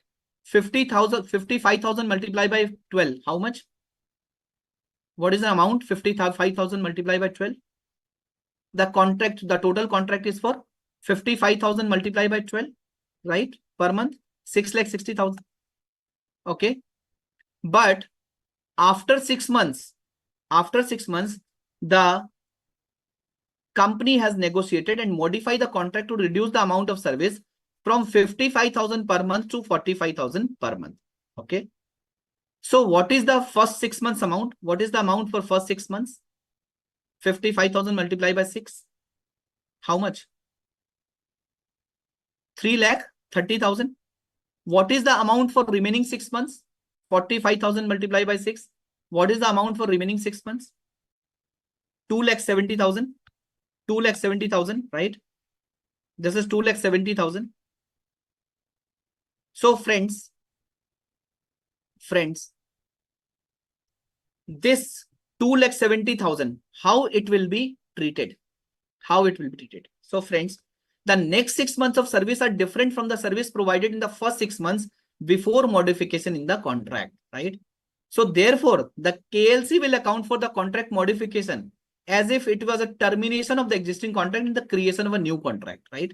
So for the first 6 months, 55,000 rupees per month will be recognized.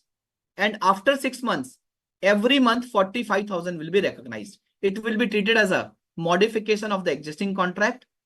Okay, means termination of the existing contract and incurrence of a new contract, right? For initial 6 months, it will not be like 6.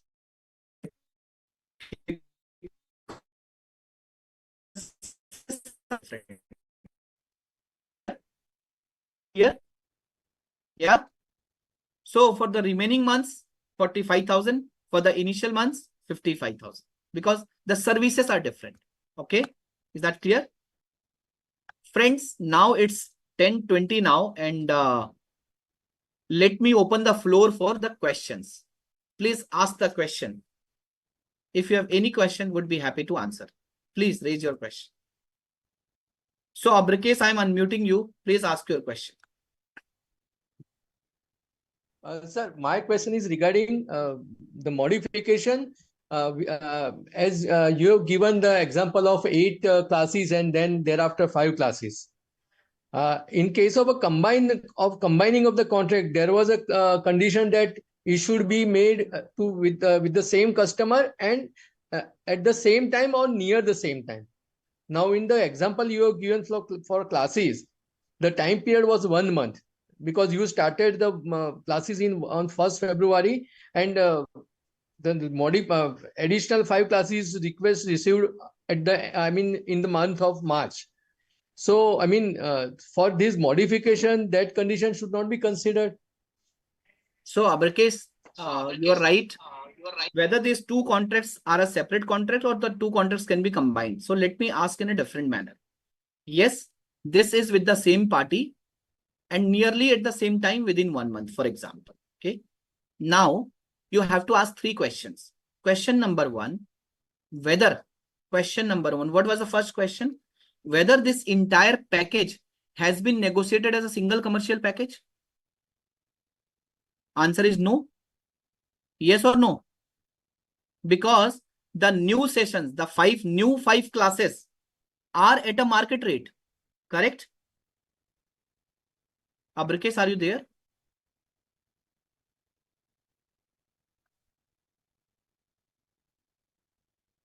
I cannot see you, Abrikesh. You can unmute yourself. Yes. Now you can unmute.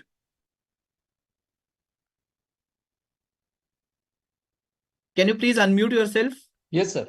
Yes. Yeah. Yes, So I did. First, now I'm asking 3 conditions. You are checking whether these 2 contracts can be combined. So I'm asking you 3 conditions. Condition number 1, whether these 2 contracts means 10 session and 5 session. Don't get confused with 8. Yes. 8 have been delivered. 2 are yet to deliver. Okay. Yes.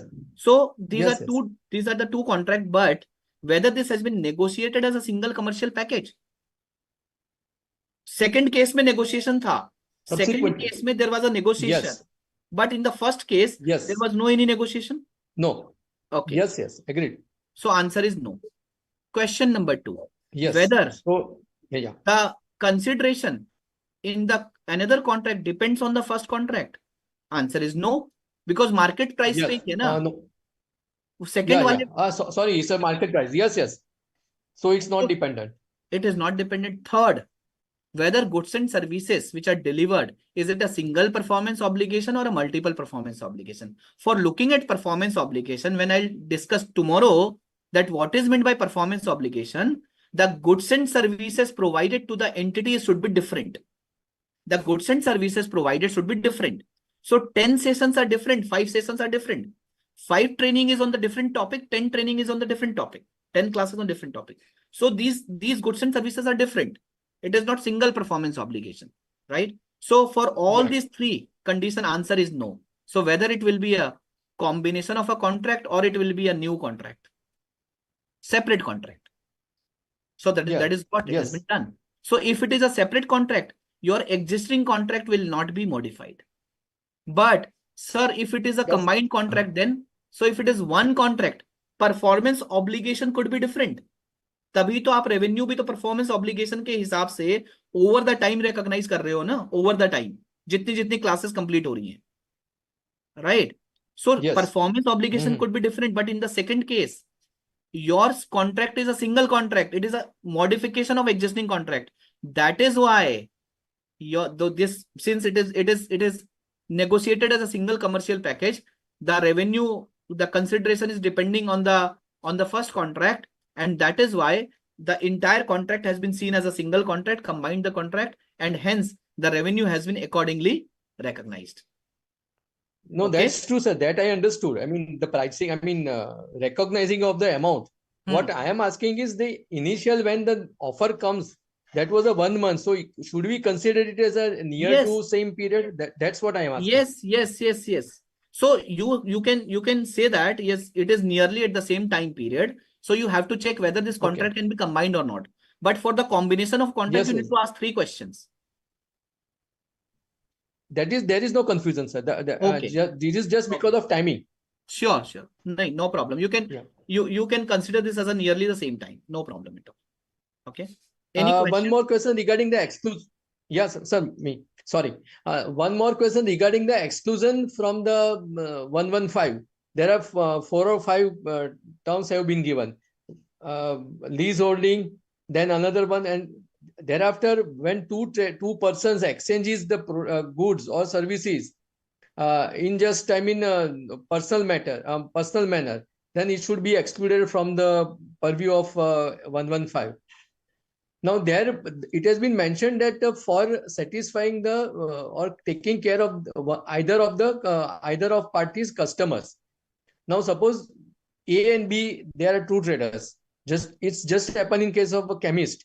If particular medicines is not there, then they can take it from the another chemist. So I mean that, but suppose one chemist has taken 10 medicines and he has not supplied back all the 10 medicines. So it should it be covered under because now there is a contractual breach. So is it considered under this Ind AS or not? So let me explain that. For example, there are 2 chemists. There are 2 companies, A Limited and B Limited. Okay. Yeah. A Limited is located in Patel Nagar and B Limited is located in Rajendra Nagar in Delhi. Okay. These are the 2 parties. Okay. Yeah. So A Limited told B Limited that please deliver 5 goods to my customer. My customer means whose customer? A's customer. Right? So basically A, just hear me out. So A's customer is Mr. Abrakesh. Abrakesh called A Limited. I need this 5 product. Okay. But I don't have time and I'm putting up at Rajendra Nagar. So A Limited told not to worry Abrakesh. Please go to B Limited. He is my friend. Please go to him and get these 5 goods. Okay. So now what happened? So A Limited told B Limited that please supply these 5 goods to B, right? And I'll return you these goods. And what happened? These 5 goods are supplied by A Limited to B Limited. Okay. These 5 goods are supplied by A Limited to B Limited. So A is giving the goods to B Limited. This is a non-monetary exchanges between the 2 parties dealing in the same line of business. Now the question is, so B has given the goods to the A's customer and A has given the goods to B. Now the question is whether A Limited will recognize the revenue once it is supplied to B Limited and whether B Limited will recognize the revenue when it has given to the A's customer. So whether both will recognize the revenue, answer is no. So only this party A Limited will recognize the revenue. Why? Because B Limited has sold the goods on A's behalf and A Limited has already delivered those goods to B Limited, right? So only one party will recognize the revenue, who is the A Limited, to whose customer B Limited has sold the goods, right? So in this case, both the parties will not recognize the revenue. Okay. Is that clear? Okay. Yes, sir. Thank you. Okay. So thank you, friends. So let's conclude this session. So today's session, it becomes 10:31 now. It becomes a very lengthy session, but Ind AS 115 itself is very lengthy. If I'll not describe with the help of this layman language example, you'll not be able to understand the session. Okay. I hope you have enjoyed the session. So tomorrow morning, we'll start with the determination of performance obligation. And before that, we will have a 5 minutes revision. So today I've also covered around 7-8 illustration from the ICAI study material as well. Thank you so much. Bye-bye. Take care. Yeah.